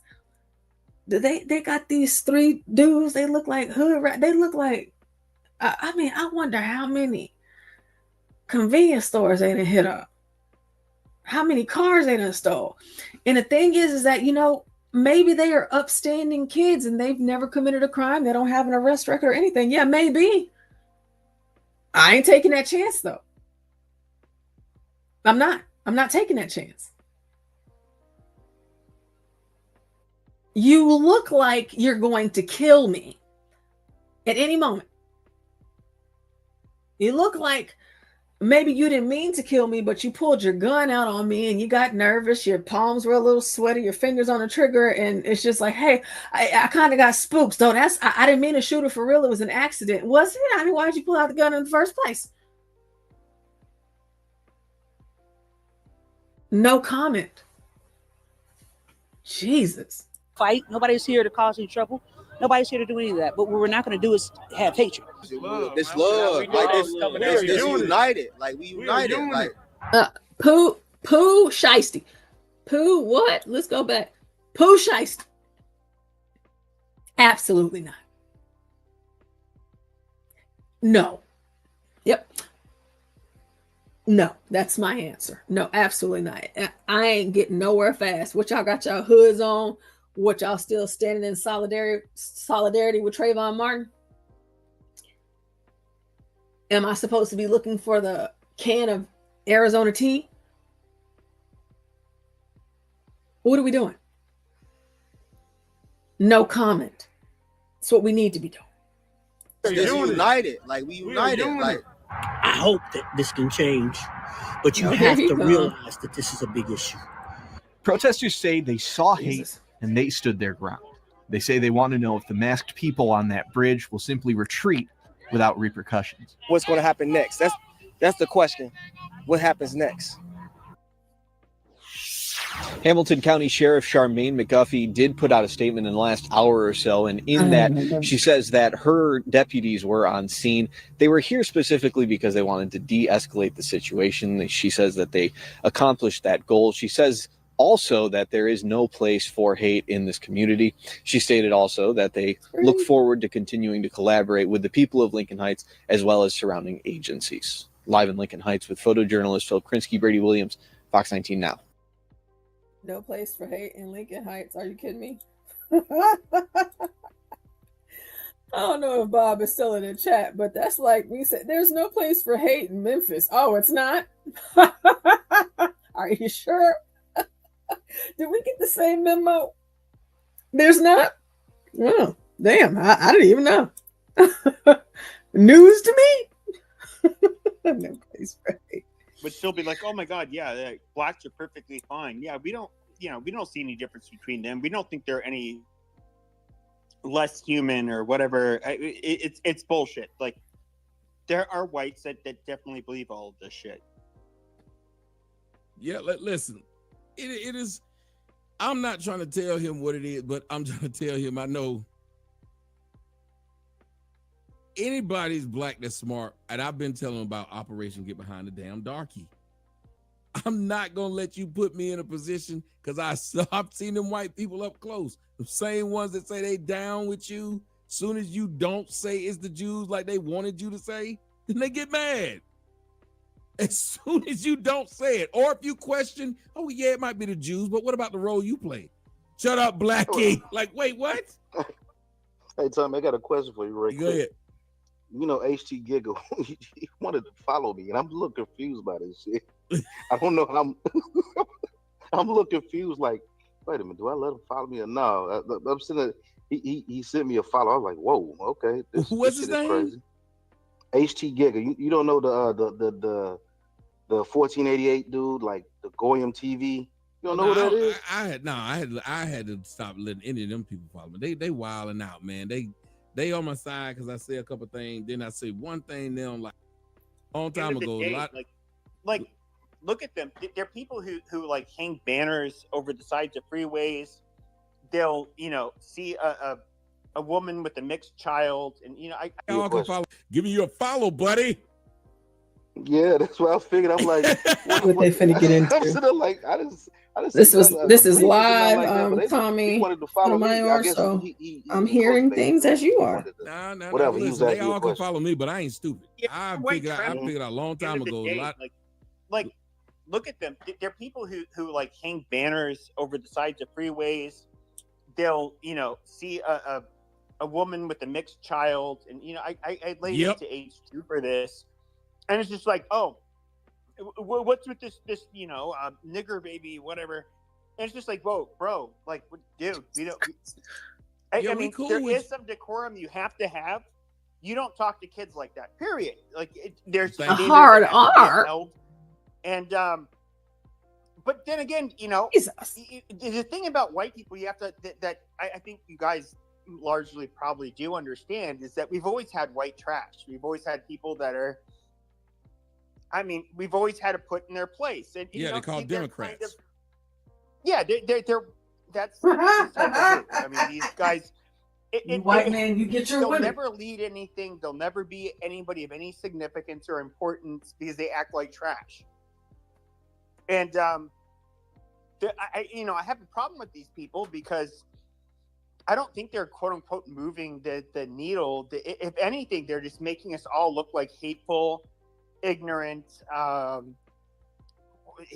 lack of a better term, white trash, right? No, and it makes the job of whatever they're trying to do more difficult. And I've been saying, I'm like, look, And I think a lot of the pro-blacks and the FBAs are starting to use the argument that I used, that I said, if you're trying to get me to work with you, then you have to prove yourself to be friendly. And by that is, you have to meet me somewhere where you're not disrespecting me. If you're just think that you can say any damn thing you want to me, then fuck you. I'll let the Jew man go ahead and win before I sit up here and help you fight against somebody that you respect more than me. Because you scared to say something about the Jew. All that stuff you say online about the Jew, you say that behind a frog. You say that behind a picture of a snake, a picture of a hat, all kinds of stuff. You don't ever put your real name up there, Charles. You don't ever put your real name up there, Seth, Sean. Nah, that name don't get up there. And see, Pepe is right. And I've been telling blacks this though. See, they know you got a certain amount of freedom to talk online. See, I can say a lot of things that somebody else can't. So they will then hire you to say a few things that they can't. I pointed it out with Fox News. They can. You see, and it's funny because, like I told you, like this is a live show, and for everything that I've said leading up until now, it's like, hey, yeah, this is what it is. You know what I'm saying? And it's just, I don't, because he's saying, you know, like even with Fox News, whenever it comes to the black conservative, I don't know what it is that you think, that we think. The only thing that I can say that we know, if we don't know nothing else, is we know that we're black. We know that. And I don't even mean it in the way to where it seems as though I might be putting white people ahead of me, or but like that, like they're better, like they're this, like they're that. Nah, I just don't. I like talking about black people. I'm black. I'm interested in my group, that I am. It's just that even within my interests, I still know who I am. You'll never, ever catch me anywhere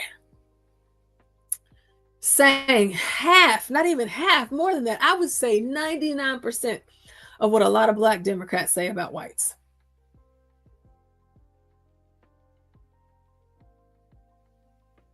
Oh, they're white supremacists. They got their knee on our neck. They're trying to hold us down. And it's just like, okay, but where though? Where? And hearing it from them, you know, off their, you know, platforms where they have tons of people that can hear them. I'm not finna be on that type of time. And that's, if I was one of the, I'm not speaking for me. If I was one of them, you would like to think that they knew that they were black. I mean, especially with all of the stuff that they talk about all the time. They're perpetual victims. They do this all day long, all day, nonstop. From a place of privilege that not only most black Americans don't have, but most Americans don't have. What do you want from me?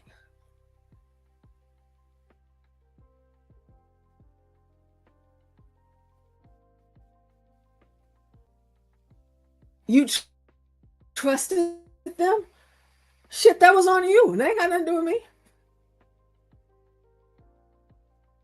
I don't trust Trump to be the president for black people. I trust Trump to be the president for America.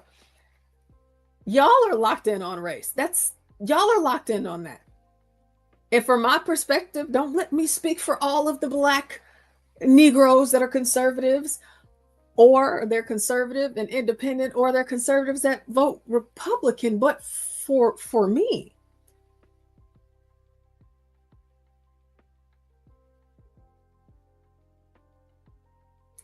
it's just certain things I just can't. I just can't do. And when given an opportunity to be able to condemn a lot of this behavior, you don't.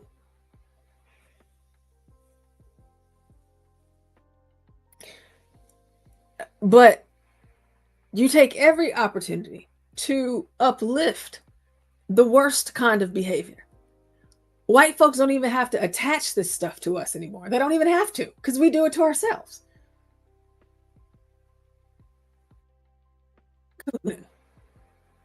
I'm the Uncle Tom. I'm the sellout. Yes, of course. And I can take that, and that's fine. Whatever. I couldn't have sold myself out once to compare myself to the many times that so many blacks on the left have sold themselves. You know, to the Jew, to the white, whatever. They spend so much time. Yeah, so much time. I ain't got that kind of time. I ain't got the kind of time. I don't have it. I ain't doing this job. What? They said in Louisiana, they said they wanted to secede. They want their own. Huh. Wow. Talk about white flight. Oh yeah, no, they flew. They flew. Yes, they did. And secede, they did. Got away from y'all. No, you see, my tax dollar, the crime is out of control. I don't want to pay for it. The schools, the kids, they're failing. I don't want to pay for it. Like in their neighborhoods, the damage to the street, how dirty it is. Listen, I don't want to pay for that. Can we secede? And then what do the black folks in Louisiana do? Oh, white flight, racism. But instead of working with them, what have you done? And that's not even to say that they wouldn't work with you. They've been working with you for all of these years. But they're tired.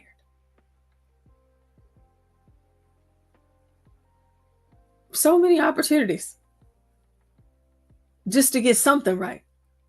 But for some reason, it's that's why I always say, like, it's like I be trying to figure it out sometimes, and I'm like, maybe I'm not supposed to. It's not my damn job to come out here and tell white people what they do to me and what they need to change and what they need to stop and then complain about it online and in person and everywhere I go. Listen, I don't have that kind of time. Not me. Not me. Kept trying to tell me, oh no, that's not it. We're working on getting you a show. Well, they haven't gotten it yet. But let me tell you what they did do. With me and all the other blacks, think about how many blacks y'all saw on Fox News before the election. Have y'all seen them on there now? Where we at? You have not. Have y'all seen any of us? You have not. You have not. You have not, and you will not. But that's the thing. That's the difference. I'm not trying to change nobody's mind. I'm just trying to show you something. There is no shortage of Negro on the leftist platforms. There's no shortage. They have propped it up, lifted up, gave every single platform, whatever it is you need to say. They didn't give you a microphone and they gave you the stage. They didn't just give you any stage. They gave you the world stage. As if the American stage was not enough. Yeah, they do that on the left. But on the right, we know what time it is. Oh, Trump, he's just about millionaires and billionaires. I mean, shit, it's Trump. He's a billionaire. What are we doing? What you talking about? We've been knowing he was rich. Don't sell that bag of peanuts to me.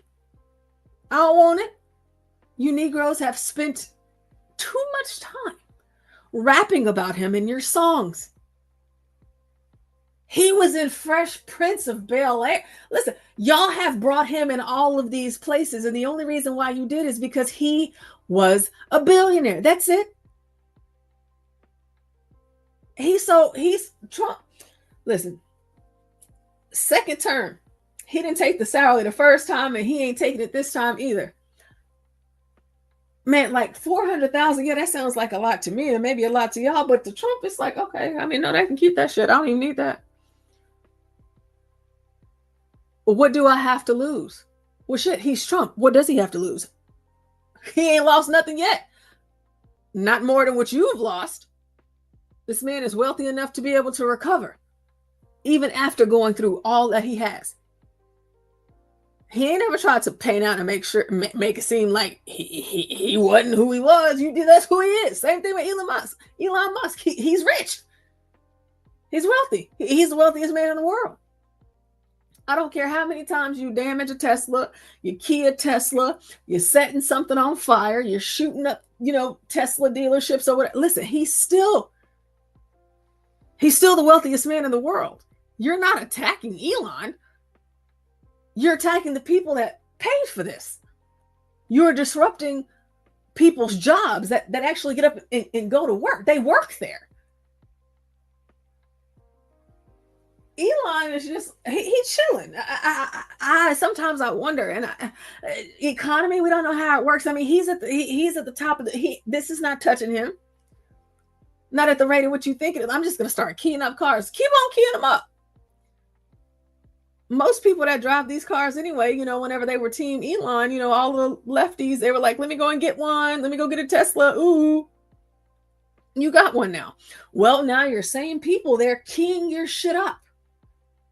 If I was one of those people, why in the hell would I vote for a Democrat after that? Is this what we're promoting? Is this what we're pushing? I showed you guys, not this most recent one. It was a few politicans ago. But this white guy, he was like, I voted for Kamala. I mean, I'm in lockstep with the Democrat Party. But is this the representation that you want? Is it the representation that you want? I mean, this is what y'all doing. Y'all tearing up shit. You're not hurting Elon. You're hurting your people. You're hurting your movement. Elon's going to be okay. Okay? He's already the wealthiest man in the world. And even if someone surpasses him, he'll still be more wealthy than you. Certainly me. Certainly me. Okay? Certainly me. Haven't gotten it yet. But let me tell you what they did do. With me and all the they'll use, Black Republicans when we're necessary. And where we fit in, for the time. But again, having that understanding, what time it is, and you're not even offended. It's just like, okay, hell yeah, I guess, yeah, I'm here, I'll do this, I'm done, whatever. Or you don't, depending on the person. But blacks on the left, they get nothing but airtime. Again, all of that airtime, has anything changed in Black America? No, it hasn't. No, it hasn't. But having those few little black folks up there before election, well, you had the black women all over Black Twitter talking about, oh, black men left us. And, if y'all get shot dead in the street, don't call us. We always hold y'all down, this, that, and that, all sorts of stuff. Even though majority of black men still voted for Kamala, but still. We know what time it is. They just don't. They're too busy being in bed and caught up with their white allies. Until you get Don Lemon or Joy Reid it. But, it's a time for everything.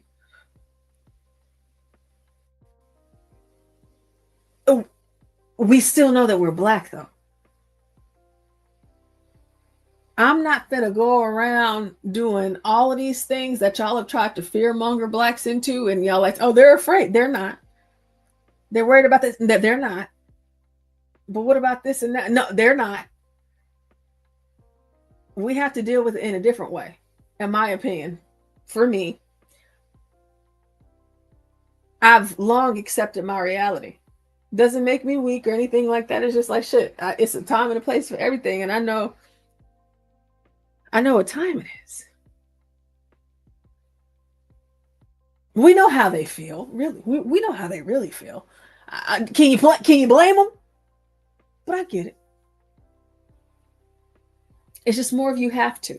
More of you have to. You have to know what's going on. You got to know what time it is. And even if they make you believe it's your time, it's never your time. Not when you're propping up the Jasmine Crockett's, okay? And what are they calling it? The street takeovers, like the teenage takeover, all this different. Listen, No comment. Just don't say nothing. No comment. All the other blacks, think about how many blacks y'all saw on Fox News before the election. Have y'all seen them on there now? Where we at? Have y'all seen any of us? Not just me, any of them that were there. They're gone. They didn't got who they wanted to get elected. So what blacks should always do is go into any relationship like a hoe does. Give me my money up front, because I'm not going to let you fuck me and hope you pay me after you've done it. Which is why that's what I did. Let me get my money up front. Get your money up Look front. at me like I was crazy. Let me get my money up front. I'm going to get everything I need up front.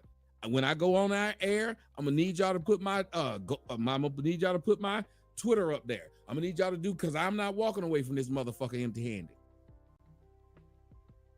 Because I know what's going to happen. I'm looking at this. All these niggas I had never heard of is now on Fox. Never heard of them. Niggas on YouTube. Now they gone. But the same thing has happened to the girl you used to date. She was using you to make her old boyfriend mad. The dude you was dating, he was using you because he needed a place to stay. There's all kinds of people who are using. So in life, you better start realizing, if I'm going to get fucked, I'm going to get a check. If I'm going to get used, I'm going to use. And then life will start to be different for you. I promise you it will. And I won't deal with none of them damn white folks who think I'm just supposed to run out here all blind. That's why the first time when they said, you don't talk about the Jews, I said, you didn't hit the Cash App. You want me to talk about the Jews? Hit the Cash App. I heard your video on, you had a video that you did on the Jews. I forget who it was, but you were saying all of a sudden you want, you're talking, I believe, a black man, you want me to sit here in front of you and say, I'm sorry, yes, massa, all of this shit. And this is a video that actually spread pretty far into white nationalist circles. Oh no, it spread like wildfire. Every one of them, they love that video because I told off the Jews. You are somebody who did, you would talk on this shit. But I think that is all you need to do. You as yourself. That's right. You don't need to. You should not try to. I don't try to listen. You've never heard me try, and anybody can tell you, you've never heard me try to rally blacks around and hating Jews, disliking Jews, going at Jews, or nothing like that. As a matter of fact, after I get through ranting, I then say something that makes the white nationalists upset. I say, blacks can learn from the Jews. You can. Yeah, why would you not learn from somebody that's you frustrating did the fuck your out of the job. whites? Think about it. Why would I not learn from somebody that's frustrating the hell out of whites? If I believe whites been a problem, my grandmama told me whites was a problem. My granddaddy said whites were a problem. And hell, my granddaddy was half white. So if he said it, it's some weird shit. But anyway, the fact that you hear this, then why wouldn't I learn from somebody? I don't mind learning. If the fucking, if the Patriots keep winning, I'm going to start getting some of their players on free agency. I'm going to make it hard for them to keep all their players. I'm going to start getting some of them. I'm going to poach them. I'm going to poach your coaches. That's how a lot of these dynasties can't stay dynasties, because what happens? People realize there's a system that works. Why reinvent the wheel? If Jews have been frustrating white people for this damn long, why in the fuck am I trying to reinvent the wheel? Sure, I would say this, and I'm somebody, a Catholic, nobody in my ancestry is Jewish.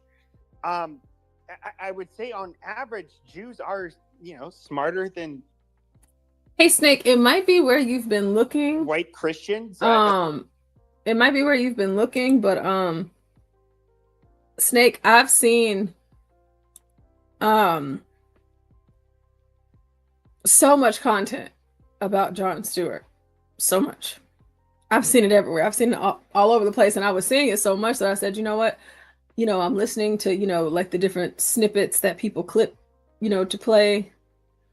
So I just want to y'all know how I am. I be liking to know things all, I want to hear it all. And so I found it and I watched the whole thing and I was like, I'm still trying to decide. I might need a couple more days to get myself there, but tomorrow is a different topic, but I'll cover it here in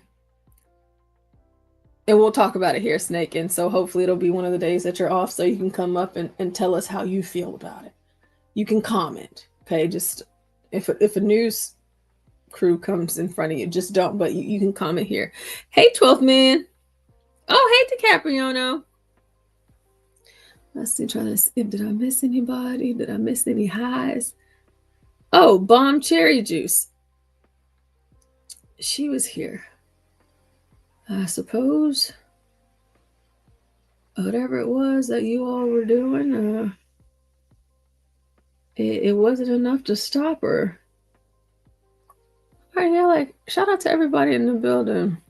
We're gonna we're gonna watch a few more minutes of this, and then I'm going to take some different clips and stuff to show tomorrow because it's about to be 2 o'clock, and 2 o'clock Texas time. It's 1:37 Texas time. Stanley's coming up next, and we don't want you guys to miss Stanley. I know that all of you late night folks, y'all love coming to see Stanley and hear Stanley. This was like a random spur of the moment live. I wasn't expecting to do it. So I do apologize. Let's listen to a couple more minutes and then we'll go ahead and shut it down. So you can have Stanley versus the world. A lot of white people, I think, and I kind of think it like, no offense, but like with black people, like it's kind of the same thing with white Gentiles. You don't even gotta say no offense. You don't even gotta say that. But I would say that like Jews tend to hard to compete with because of that fact. Well, I got a question, bro, about Europeans, right? So it seems like Anglo-Saxons take credit for what Nordics and Germanic, accomplishments. Like you got the Vikings that make tools and things like that, and you got degenerate Anglo-Saxons that just take credit for everything. So, so I was just wondering, is there like a white hierarchy of ethnic groups that, you know what I mean? Sure. I mean, if I'm going to answer the question, let me get my microphone. If I was going to answer, Stanley, no, they want to see you. The regions of Europe that. I always tell you, like, don't let them remind you. You need to remember who you are, Stanley. I know. I'm just the lady of the channel. I just go live sometimes. I appreciate those of you that do come in and listen to me, because you don't have to. And I appreciate that. But Stanley, for sure, Stanley, they don't want me, they want you, and that's what it is. Oh, Snake, shout out to you, Solid Snake. I'll be back tomorrow. I'll be coming in, probably a little hot. We'll see. I might try to tame myself as much as I can. It's just so many things that are going on right now, and I just don't like it. I don't like it. I don't like it. And even I can even, like, for the white Republicans and like the conservatives or whoever, like white folks, period, whatever, on Twitter, it's just like, hey, I'm trying to take it all in. Like I said, I'd rather it be me saying it, not you. But of course, it's America. Say what you want, but it's just like, gosh, this is like this is a lot. I can't do it. I can't do it. We're going to be getting back into the updates from Justin Pearson, him acting a fool out in Tennessee and walking up on that white man who was very unbothered. We have some updates on that sort of thing. It's just like, you guys just have to just stop. Okay? 24 hours. I'm not going to even ask for more than that. Just 24. Just stop. Just stop. Please. For the love of Christ. Stop. Please just stop. You guys are... Stop. Jesus. Yeah, that's kind of where I'm at right now.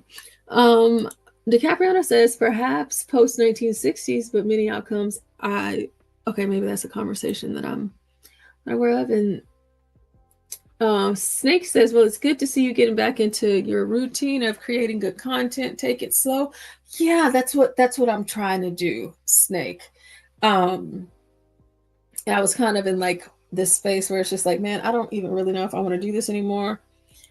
But I'm like, okay, well, I mean, there's so much news. It has to be covered, not to say that this is news because it's not, but of course, when I go politicking, we have to talk about the things, but there's been so much change and things going on. It's like I got to kind of wiggle myself back in to the fray of the team, because I've been a bit MIA, and we have a lot of new folks here, and sometimes they might want to come in and listen and hear things, and they don't want to see the Negro side of the channel. They because it's a network, we have different shows. So I'm working on it, Snake. I'm working on it. It's like we're gonna have some balance somewhere in here. It's been a little crazy, but shout out to the Urban Landlord team. We're just out here doing whatever it is that we're doing to bring you guys great content each and every day. One day at a time. This weekend was a lot. It was a lot for me. It might have been a lot for you all, but it was a lot for me. It's just like, how do you come back from that? But you guys are still here, and we appreciate you all so graciously. Produced the most ingenuity and inventions and so forth. It is largely Northwestern Europe. Do I think if you're asking me, I'm a Southern European. I'm not a Central or Northwestern European.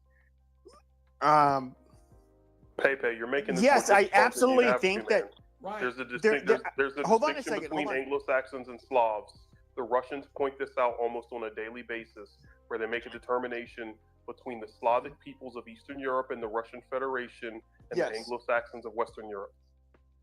Yes, and so I'm going to say that my I'm half Northwestern European, half like Southern European.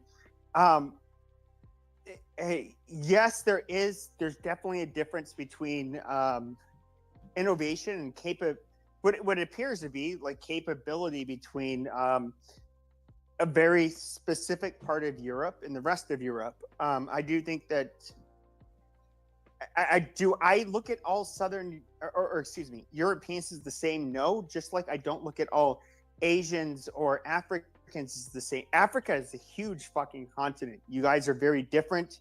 You have tribes that tend to do much better than other tribes in Africa. You say you guys, we're American. No. If you're African, you're not American.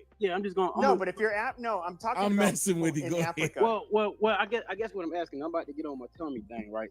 Because it really upsets me when blacks say that they went to Europe and civilized Europe when that's not true. It was the Nordics and it was the Vikings that did. But it wasn't the North.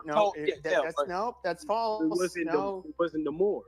So it wasn't the Vikings that. You're completely wrong. No, you're completely wrong. First of all, anybody who lived around the Mediterranean basin. Okay, so we look at the first superpowers in Europe. It'd be Greece, and I'm talking very recently. It was Greece, and then it was the Romans. But of course, you had the Carthaginians in between that time. Everywhere that was around the Mediterranean, because that is the crossroads between Asia, Africa, and Europe. That's where everybody traded things from food, ideas, anything.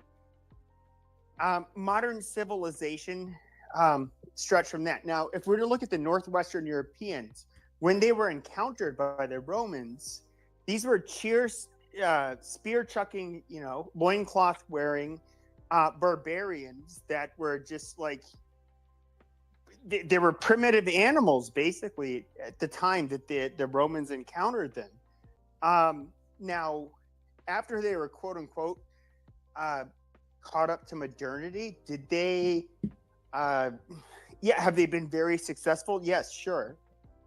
But it was not that. It definitely was not the Vikings that domesticated them, or domesticating is a strong word, but modernized them. It was like the Southern Europeans at that point.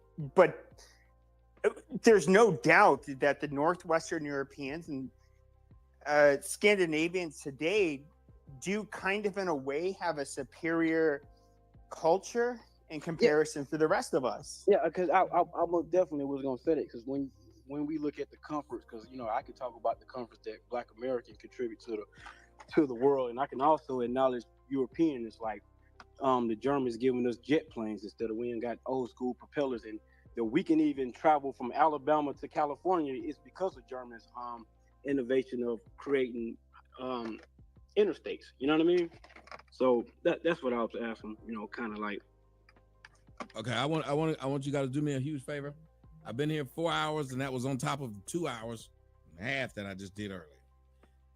I'd like to thank everybody that came to join the show. You guys can go and if somebody want to create a space, you guys can go and get in there. I have to go to bed because I gotta get up in the morning. Y'all know I usually would stay late, but I cannot, and I'm so sorry. All of those who are needing videos from over on the Telegram, I got you. Always let me know.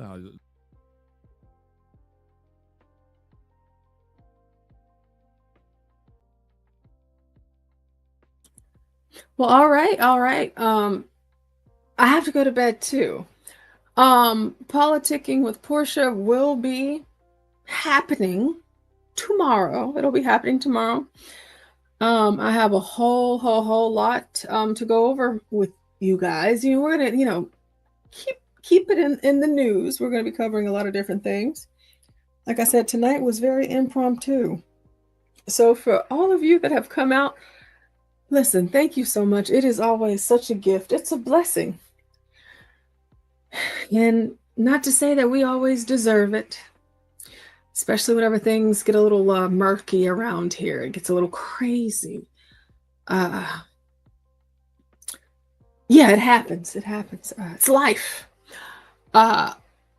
We are so glad that you guys come here for the crazy, but that you also come for the not so crazy. So I do thank all of you. I appreciate all of you. Shout out to everybody in the building.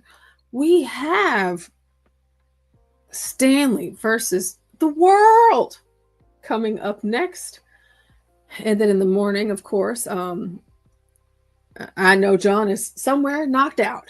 And well, you know what? It's 1:49, 2:49 his time. So he might be waking up. He might be. Shout out to John Galt. You guys saw earlier, we had the FBA adoption agency. And here within the adoption agency, it looks like the caller is saying the kids might be scared, but they ain't got bills to pay. Adopt a nickel anyway. And of course, feel free to call in with John Galt. And if you would like to donate, think of it like the telethons that you would hear late at night. You fall asleep and you forgot to put the timer on the TV. And you wake up in the middle of the night and there's a white man standing in a room with all these white people on the phone calling you, asking you to donate to the church. Y'all know that money wasn't going to the church. Donate. Call in and adopt a FBA. Shout out to John Galt. We will be right back at it. Y'all know how we do. Oh, hold on, wait. Abiola, where have you been? You see, you worry me, and I needed you here earlier. But I'm going to show you this since you're here right now, Abiola. You know, the two questions I always ask of you. Did the mosquitoes get you? We know you're in Africa, in Nigeria. And what else do I always ask you, Abiola? Did you wear shoes on your feet today? Well, you know, we were reviewing Tommy Sotomayor's FBAs versus tethers versus white supremacists. And, oh, Abiola, whenever I made this graphic, I thought of you. And while, yes, the FBA has on shoes and the white supremacist has on shoes, I was sure to make sure the tether was barefoot. I didn't want to misrepresent Africa in any way. I wanted to make sure that I paid proper homage to all of the barefooted Africans out there. Besides Abiola, because every single time I see him in the building, he always answers my questions and he always knows what time it is. But to all of you other Africans out there, do yourselves a favor. Go and buy some shoes for your feet. Not sandals, okay? Not shoes where it covers up the front, but you leave your ankles out in the back. And hey, get some cocoa butter, some shea butter. Just make sure that if this is what you're going to do, just don't be ashy. Get some tennis shoes. Okay, put some shoes on your feet. Shout out to Abiola. Yeah, shout out to Abiola. I might not find out tonight, but hopefully Abiola comes around tomorrow and I'll find out. So yeah, again, we will have Politicking with Portia tomorrow.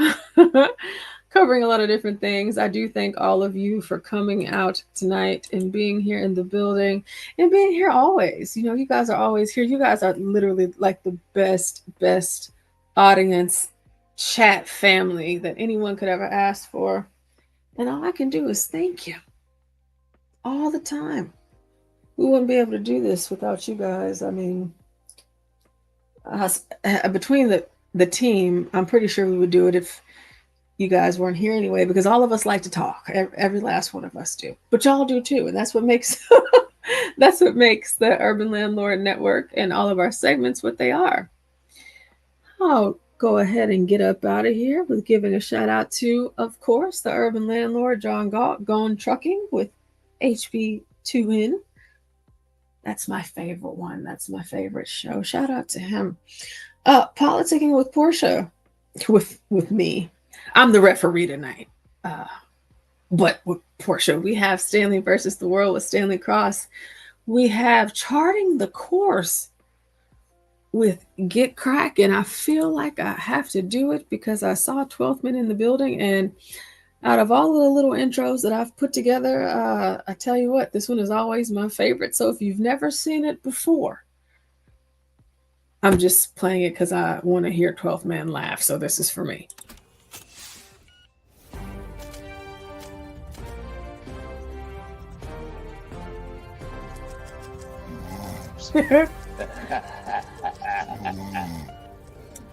Get cracked.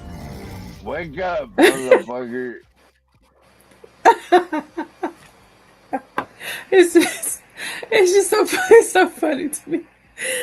Crack. You know, whenever we first started out over here, y'all, oh my God.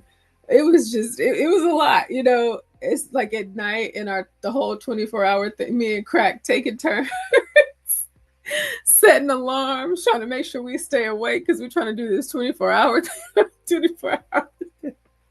and we've all fallen asleep. I know we all have, right? Like John, he'll actually leave, you know, he'll keep the camera on and he'll go to sleep and then he'll come back. But like the rest of us is like, hey, it is what you're gonna get what you're gonna get. And Crack fell asleep this one time, and oh my gosh, he was snoring like crazy.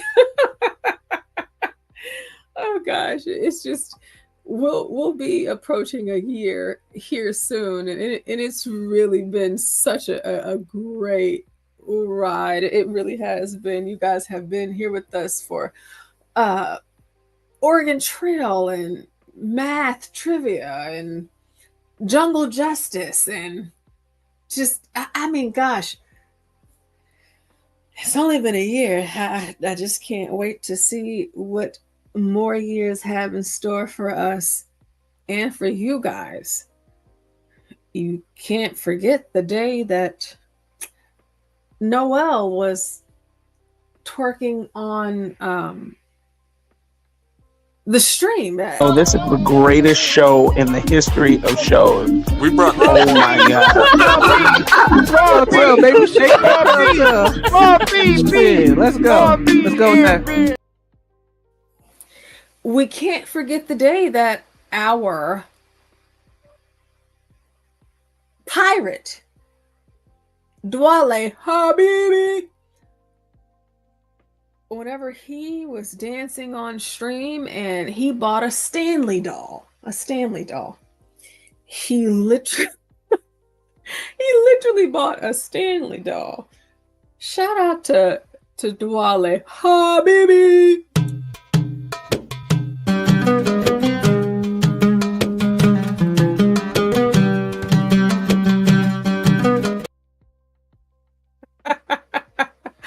Oh gosh, it's so funny. We you know, HB in his antics. I know you guys don't really see it as much, and you might miss it. So I'm gonna give it to you right now. It's just hold on.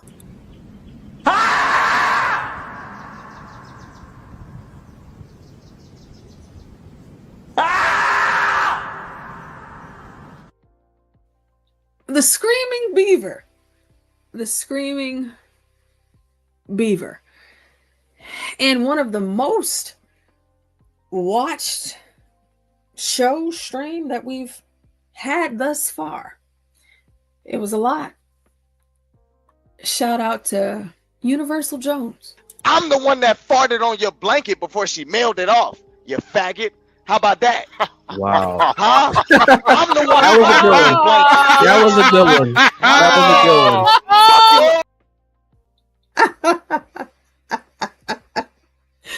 Whew, you know, if you were here, you were here. And if you know, you know. I'm the one that farted on that blanket. It was like, really? Is this the type of thing that we do? I hope not, right? But I mean, hey, what can you do? What can you do? And it's been a very, very, very long time. I mean, at this point, because I have been looking and I don't know who got rid of it, because it wasn't me. It wasn't me. And I would just absolutely love to be able to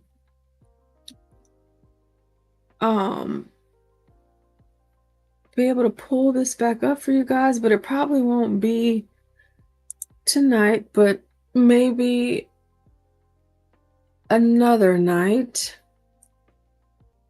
I mean, because, you know, where's Angel? And where would we be? Where would we be? It's been a minute. But we'll get into that tomorrow. I'm about to shut it down.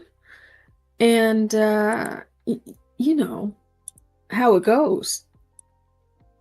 Love you all again. Thank you all for being here. Come back for the next show. We have Stanley versus the world. And as always, we will be back like we never left, because we never do. Bye. Biden is asleep. Kamala is at a dance party with Beyonce. Beyonce. Beyonce. Beyonce. Dance party with Beyonce. Dance party with Beyonce. Dance party with Beyonce. Dance party with Beyonce. Beyonce. Beyonce. Beyonce, Beyonce, party with Beyonce, Beyonce, Beyonce, Beyonce, dance party with Beyonce, dance party with Beyonce, dance party with Beyonce, dance party with Beyonce, Beyonce, Beyonce, Beyonce, Beyonce, party with Beyonce, Beyonce. Stop. Carry on. Dance party with Beyonce, Beyonce. Dance party with Beyonce, Beyonce. Dance party with Beyonce, Beyonce. Dance party with Beyonce, Beyonce, Beyonce. Hold up. Dance party with Beyonce. Dance party with Beyonce. Dance party with Beyonce. Dance party with Beyonce, Beyonce, Beyonce, Beyonce, Beyonce. Party with Beyonce, Beyonce, Beyonce, Beyonce.